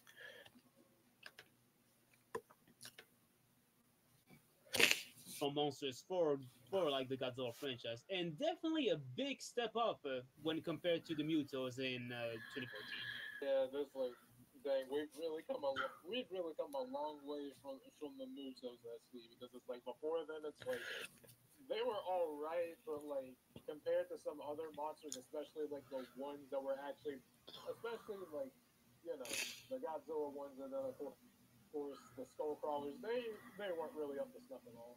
Like, I mean, they were all right. Like, the Musos were all right, but nobody was really looking at them and saying, "Oh, they're my favorite monster." I mean, they're probably most people. Like, they weren't exactly like that interesting of villains. And even then, you could almost argue that Godzilla 2014 was focused mostly on them because they have more screen time than Godzilla himself. Which is pretty sad. Yeah, I mean, I get it if they wanted to kind of make Godzilla a bit of a secret, but it's like, why the heck did you try to hide him twice when you already showed him off at one point in the movie just to say no, we need to hide him again, even though it's like we already see it, the mystery is gone. Literally, like, Just keep showing him. literally, You just know that's what people want. literally, like, don't hide him anymore. Just show him, show the freaking action. Like, they cut off the battle twice, for fuck's sake. But 3 times via that. that's for another time. But at least here, I mean, none of that actually happens. And plus, at least in this movie, we finally get some original. Well, we already had like a loop. I mean, like more original ones with like better and more inspired designs. Even if like a lot of people kind of well, they kind of bash on Scar King for basically looking like an orangutan Mr. Clean. What the? I mean, I only say that because I only say that because he's basically bald still. Oh my god! Why is this? Why is this a part of the criticism? Who gives a crap if he's bald? Let me finish, please. Yeah, go ahead. But it was just for a joke. As I was saying before I got interrupted, I still think his design, like aside from him basically being an orangutan Mr. Clean, I think his design was at least pretty cool. And even then, like even I'll admit, I thought he seemed okay in the trailers, but he wasn't really a villain that I was that excited for. But at least wanted to see how he would do. And then the movie actually made me love him as a villain. But he's the kind of villain I say, like he's the kind of villain where you love him as a character, but you'd hate him if he was actually real. That's basically how I feel about Scar. Like, and I feel like his design. I mean, yeah, he's a bald-headed orangutan, but I think at least with what they were doing with him, he was still kind of cool. Because at least like with how he's designed, I feel like he's at least unique enough for you to be able to tell that yeah, he's definitely his own creature. Like he doesn't look that generic or anything. And Shimo is the same case, but in the case for Shimo, I do like her design, but if I'm being honest, when I first saw like actually the way I found out about her design wasn't even from like movie trailers. It was literally like when like the dang Funko Pop figures were leaked. Oh yeah. And it was when somebody was saying that the poses that her and Godzilla were doing were basically made them look like cats. I honestly thought Shima was just like another Godzilla or something when I first saw it. I didn't even know it was a new monster until finding out later. Nope. I know better now, but even before then, I seriously thought she was just like a new Godzilla, like another like member of Godzilla's kind or something, and she just happened to look like that. But no, she's her own creature. Yeah, she's her own creature, and I'd say like her design is a pretty good one. Definitely one of the more interesting original kaiju designs. Yeah, and definitely, I guess definitely also one of the most tragic because again, she's enslaved. She's pretty bad. But I enjoy Shimo. I guess you could definitely say that both Shimo and Scar King definitely do work as the opposite for Godzilla and Kong. I mean, I can definitely see that for Kong and Scar King. They're definitely both of them are definitely the opposite of each other. And Shimo and Godzilla, yeah, I guess in a way they are. I mean, a little, but even though they were fighting a bit, they didn't exactly have that much malice against each other or anything. Compared to Scar and Kong. Yeah. Also, I've heard people say that Shimo was practically not doing good against Godzilla. I don't know. She was kind of able to hold her own against Godzilla, even when he got evolved. So I don't know what they're talking about. But are we watching the same movie? Godzilla completely wiped the floor with Shimo. Like Shimo didn't stand an entire chance. As much of how powerful she is, yeah, she is not. She didn't stand a chance against Godzilla. Like seriously, that's probably one of the downsides to her. That when she's fighting Godzilla, you can tell that Godzilla is completely wiping the floor with her. Yeah, it's clocking. Like I don't even know why Godzilla went evolved mode when he could have just done it in his back of himself. He could have just done it all by himself, not going involved. Like, seriously, you didn't need to get that power up. He could have just done it all by himself. Like, come on.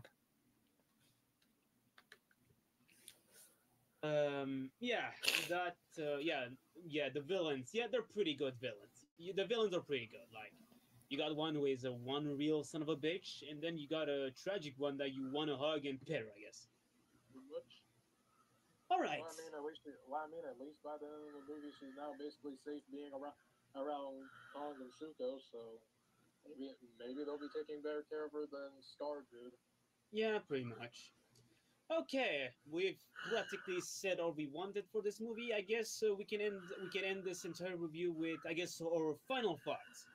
What do we think of this movie? Me personally, I think this movie is peak. This is by far one of the best MonsterVerse movie to ever come out. In fact, one of the best Godzilla movies ever.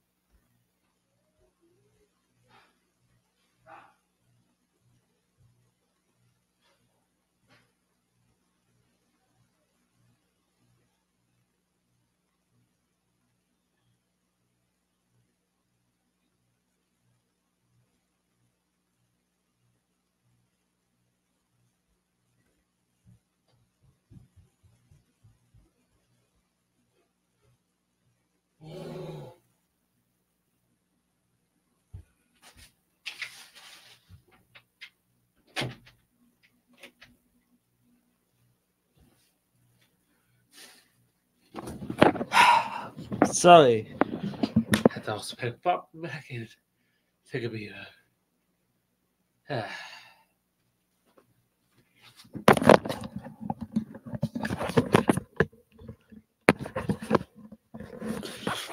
Sorry, I had to put my popcorn back and take a beer because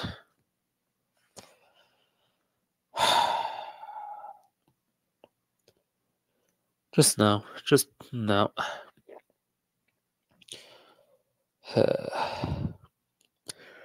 is not peak. No, just no.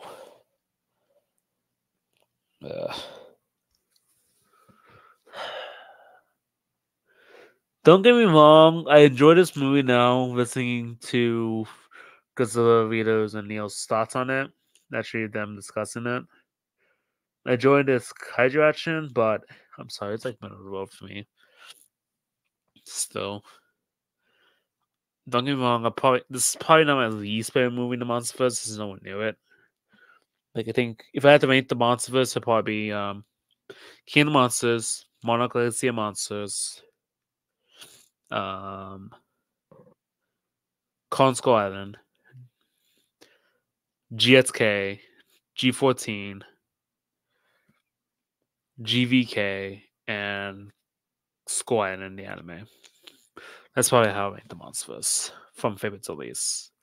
But yeah,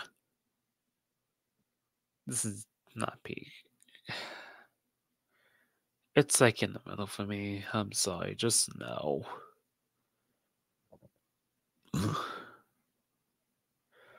Just no. Why?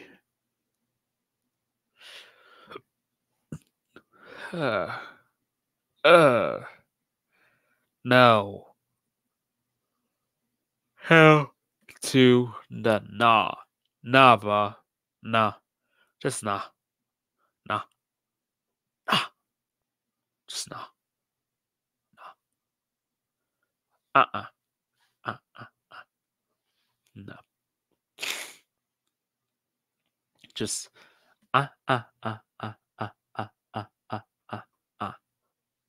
just not. I'm sorry, it's not peak. It's just not. Don't get me wrong, I do like this movie. Now hearing you guys' thoughts on it and now thinking about it, yeah. I've seen this movie twice. I saw it like 2 weeks ago with my dad, but yeah, don't get me wrong. It's nowhere near peak.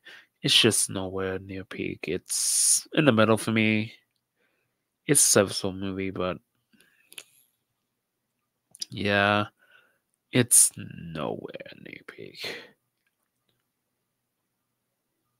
Actually, now I'm thinking about it, it's probably at like 21 or top 20, but probably at 21. But yeah, this movie is nowhere, like, I mean, nowhere near peak. It's far, far from me. It's not even my top 20. It barely makes the top 21. It's at number 21 for me in terms of movies, but yeah, just not. Actually, now thinking about it, I do like 2014 more than this movie, but yeah, this movie is probably easily the third weakest thing in the Monsterverse. But I'm not saying it's bad. It's not bad at all. It's far from it. With decent kaiju action, the only thing that brings this movie from being peak is the human stuff. Like, the human stuff just doesn't interest me, and it just feels like filler when watching the movie. Like, you're just there for the kaiju action, and it just feels like filler. Which, compared to the other Monsterverse movies, the other Monsterverse movies don't feel like the human scenes don't feel like filler. They're like essential to the story that you need the human scenes for the movie to understand the story and the plot, because they actually are important to the plot. But with but yeah, I'm actually kind of glad. I'm kind of one of those people who glad they got Adam and God out, because, to be honest, I am not liking the direction Adam and God went with both his movies. I think both his movies are probably my least favorite thing in the Monsterverse. My favorite movies in the Monsterverse. Like, I do love this movie more than GVK. I will give it that, but yeah, it's probably my second weakest movie in the Monsterverse. Like, I'm not enjoying the Wing Up films, and I am glad that they got rid of Adam and God. I know I'm gonna get a lot of flack for that, but yeah, I wasn't enjoying the Adam and God films. And I hope, if they do get a new director, I'm hoping it's either these two people, Gabe Del Toro, or not Gabe Del Toro, Guillermo del Toro, and Michael Doherty. One of those two people. Guillermo del Toro and Guillermo del Toro and Michael Doherty. One of those two. Me personally, I like to see Del Toro's take on the Monsterverse. Maybe do Pacific Rim crossover. Just saying. Just saying. You already got Rick Yeager. you already got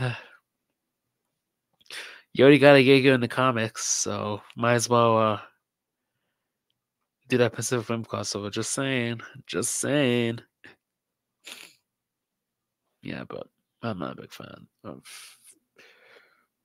GXK. I enjoyed the first three Monsterverse movies, like G14. G14, I actually give like a 6.5 out of 10. And GV and Con Squad, I'll probably give like a 9 out of 10. And King of the Monsters, 9 out of 10. Actually, 9.1 out of 10. Moral Legacy Monsters, 9.1 out of 10. The anime just basically weakest thing in the Monsterverse.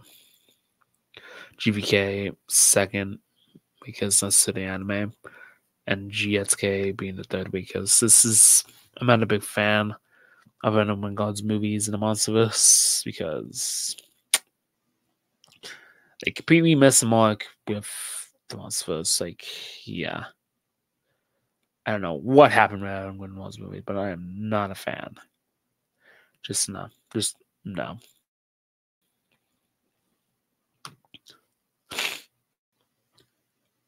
Like, I could like I could definitely say this: Godzilla minus one and Godzilla X Kong: The New Empire, of both modern classics of the franchise.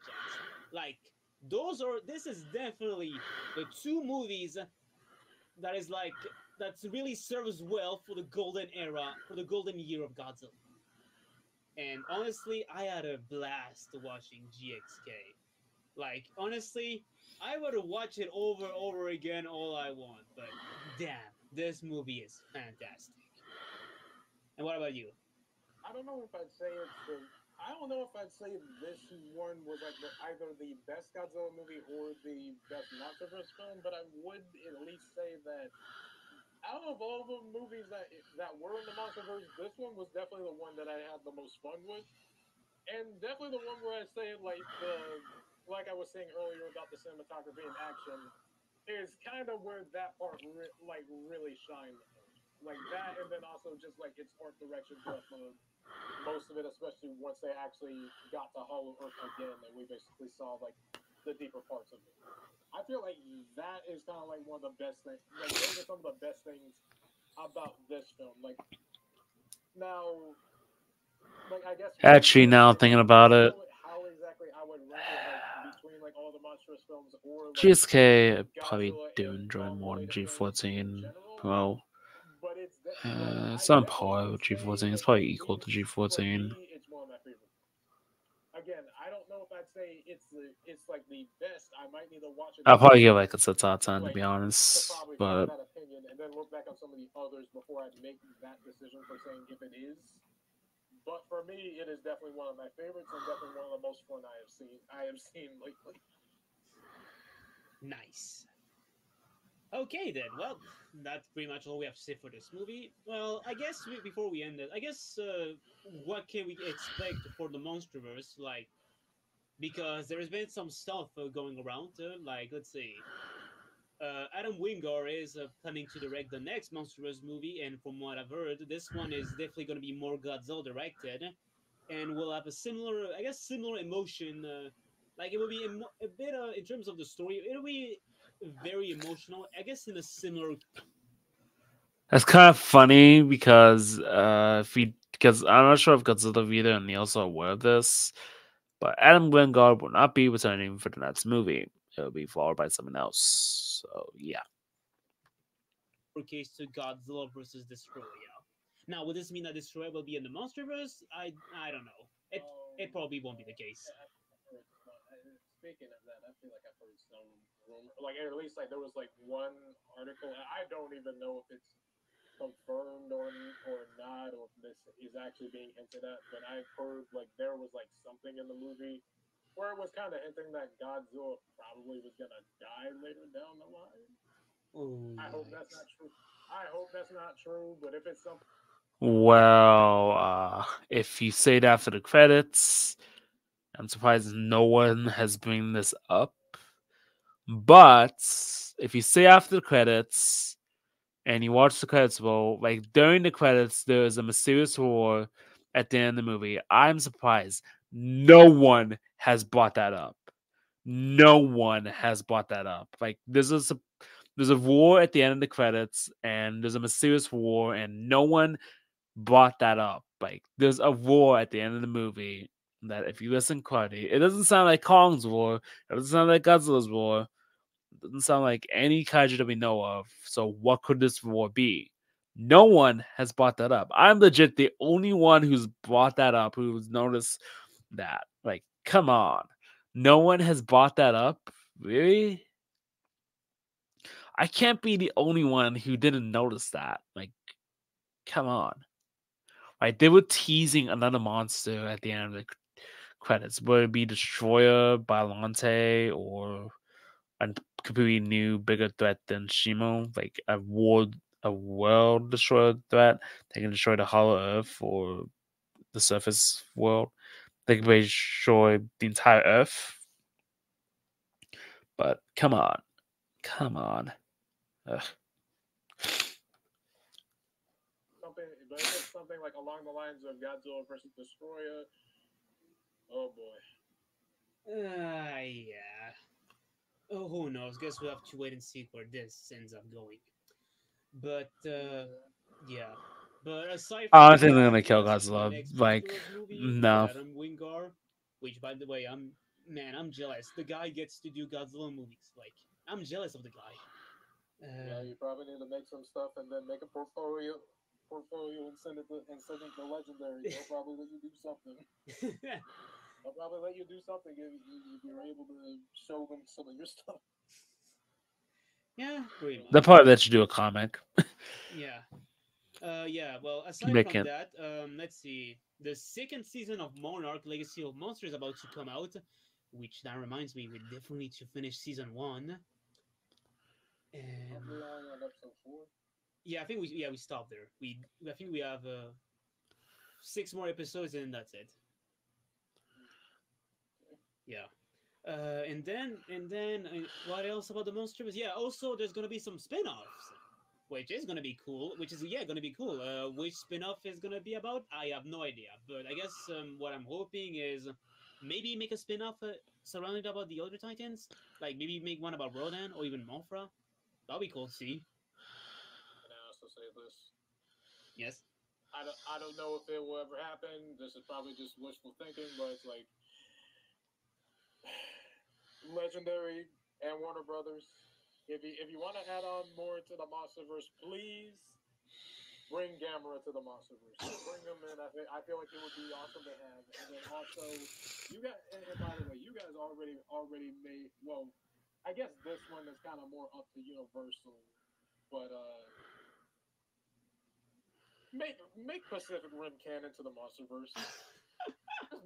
Just make it canon. I'm pretty sure there wouldn't be too many. Like again, you probably would have to speak with I'm pretty sure Yes! wouldn't do that. Make Pacific Rim canon to the Monsterverse. Make it canon. Some sort of deal to make that canon. Pacific Rim needs some sort of comeback. The fans are starving right now. Yeah, pretty much. I mean, actually, wait, wasn't there somewhere that is about a crossover between the monsters, the Pacific Rim being actually a thing? Was there? It was a I feel like I rumor, heard some. I don't and know. I'll have it to was a scrapped check that out. idea But from the if they Monsterverse. actually manage to do that, I guess that'll be a big win. I guess. We can only hope It that was a happens. rumor and a I don't scrapped know script what they idea can for do, the but Monsterverse. I think I hope that Guillermo del Toro went if not to that, then at Legendary and least like say, "Hey, a let's mini make series. Pacific Rim canon to the Monsterverse." Yeah, yeah. A comic wouldn't be too bad, but I'd want to see a film too. Mm, Unless they just make both like at the same time. yeah, I suppose so. But yeah, that's what you expect for the Monsterverse, and yeah, I guess I don't know. Maybe when those come, we'll end up reviewing them. So yeah, that's all we have to say. And well, I guess in terms of Has Been Hotel, don't worry, you guys. We'll continue reviewing the episodes once we have time. And well, all I can say is buckle up because you're gonna hear a lot of negative points from well, mostly my part because yeah, Hmm. yeah, and I guess yeah, if you guys are interested, you could check out Neos's channel. He does very good videos. In fact, we are still figuring out to do the next part of the Kenshin Chaos Breakdown, the last analysis part, and yeah, pretty much that. Mm-hmm. Yeah. And well, yeah, that's pretty much all we have to say. And yep, I'm the Godzilla Reader, And this is Neos. and we'll see you guys in another review. In another review. Bye bye. Be around, true believers. In Excelsior. Hey guys, it's me, the Godzilla Reader again, and you must be wondering why I'm, well, still recording when the video has basically ended at this point. Well, it's because, as it turns out, me and Neos actually forgot to talk about something that was in the movie. And it's basically the new theme song of Mothra that was given to her in this movie. Now, I know a lot of people have like been all over the place with the new theme song, saying that it's just not good. But me personally, I thought it was pretty good. I mean, sure, it isn't as close as to majestic as what Bear McCreary did in King of the Monsters, but the song at least manages to keep the divine nature of Mothra, which is something that is part of her character. And well, this is gonna piss a lot of people, but honestly, I think this new theme song that they've giving to her is way better than the one from Tokyo SOS. The one from Tokyo SOS is literally just a Mega Gearus funeral, nothing special. So yeah, that's my opinion. That's What? What the fuck? No. No. I love the theme song to my friend Tokyo SOS. No, no, no. Da do do do do do do do do do do do do do do na na na na na na na na na na na na na na na na na na. I love that theme song in Tokyo SOS. You ugh.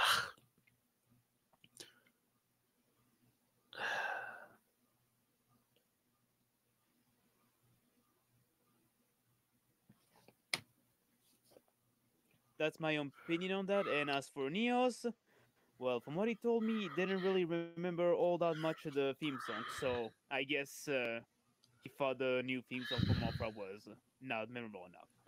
So yeah. All right, that's the end now. Bye.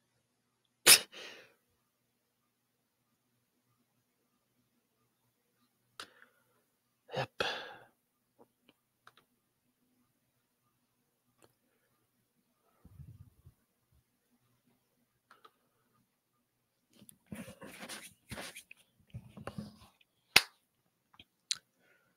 Now, oh my god, it's a long ass video. It's like 2 hours and 10 minutes. But yeah.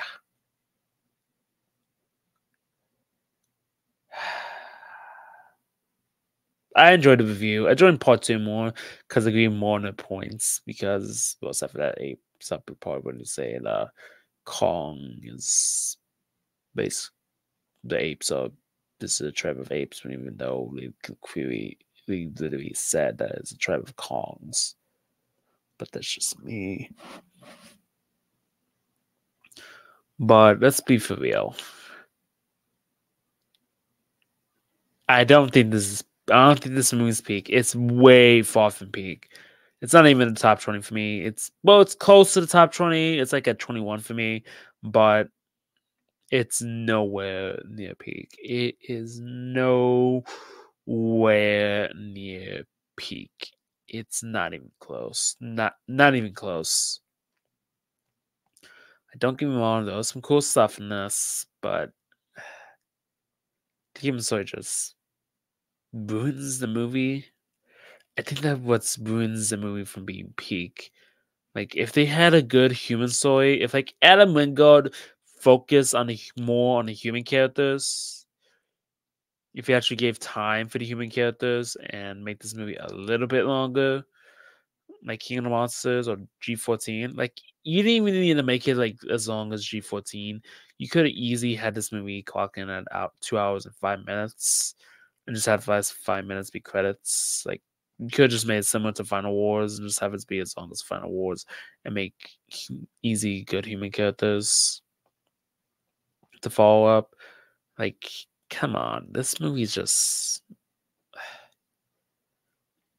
I'm kind of conflicted on my thoughts for GXK.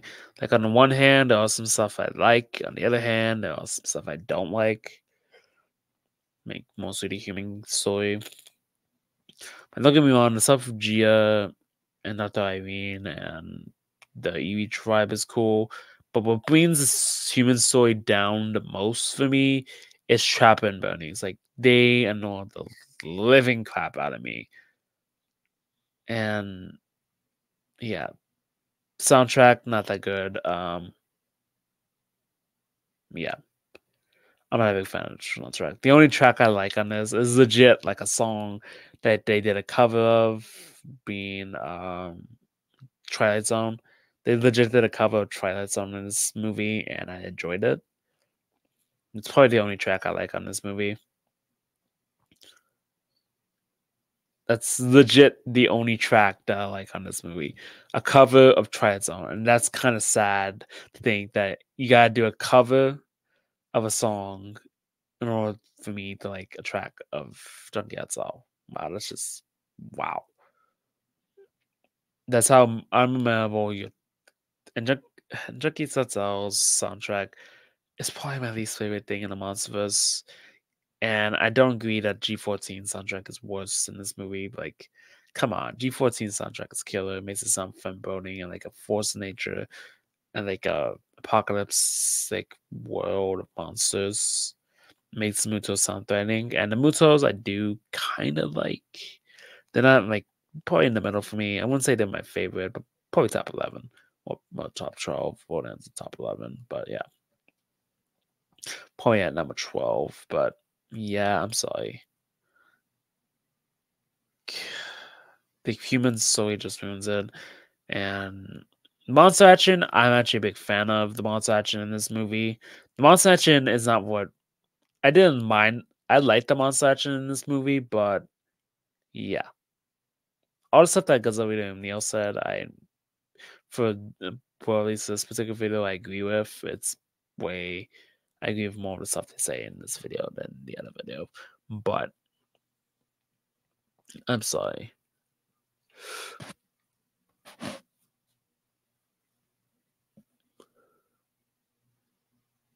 I need to trim a bit on the side.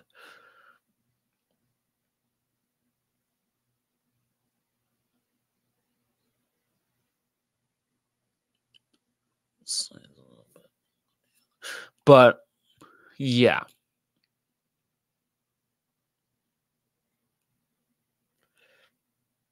Just no. No, my friend. Nah, my friend. Not today, my friend. Oh, fuck, gotta find the glasses. I'll be right back. I gotta.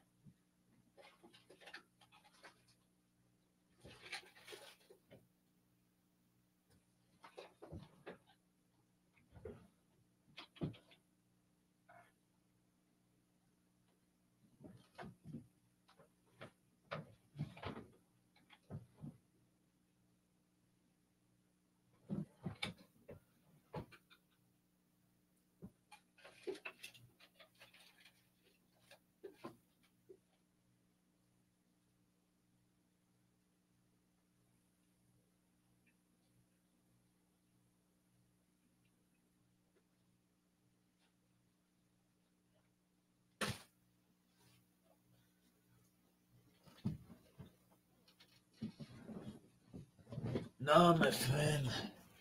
No, my friend. This is Pedro. I had to kick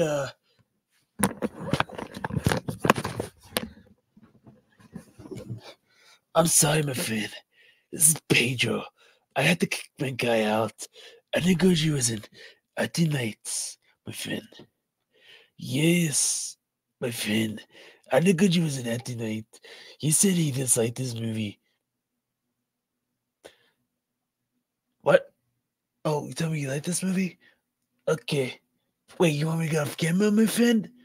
But I can't do that, my friend. Yeah. Sorry, my friend. Sorry, my friend. I think Atakoji wants me to get off camera. Yeah, he wants me to get me off camera. But, yeah, my friend.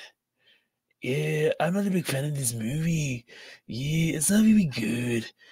It's not good at all. Yeah, but I do agree with this review. The review I mostly agree with. I know why Anagoji decided to add me in, but Anagoji, what the hell is wrong with you sometimes? I don't know what's going on. But I'm also Pedro, and I wanted to get my thoughts on it. But yeah, I agree with this movie. It's a really good movie. Yeah, I agree with it. I agree with this movie. I agree with every point that Castlevania Neo's made. Yeah, I agree with this movie. Yeah. It's a good movie. But yeah, it's a very good movie. I agree with this movie. It's pretty good, my friend. It is good.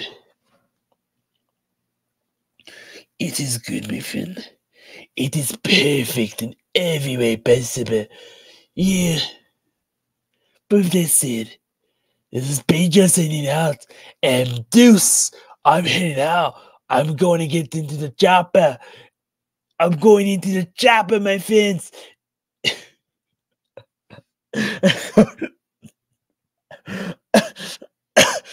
Yes, I'm going to chopper and going into the future, my friends. This is Pedro signing off.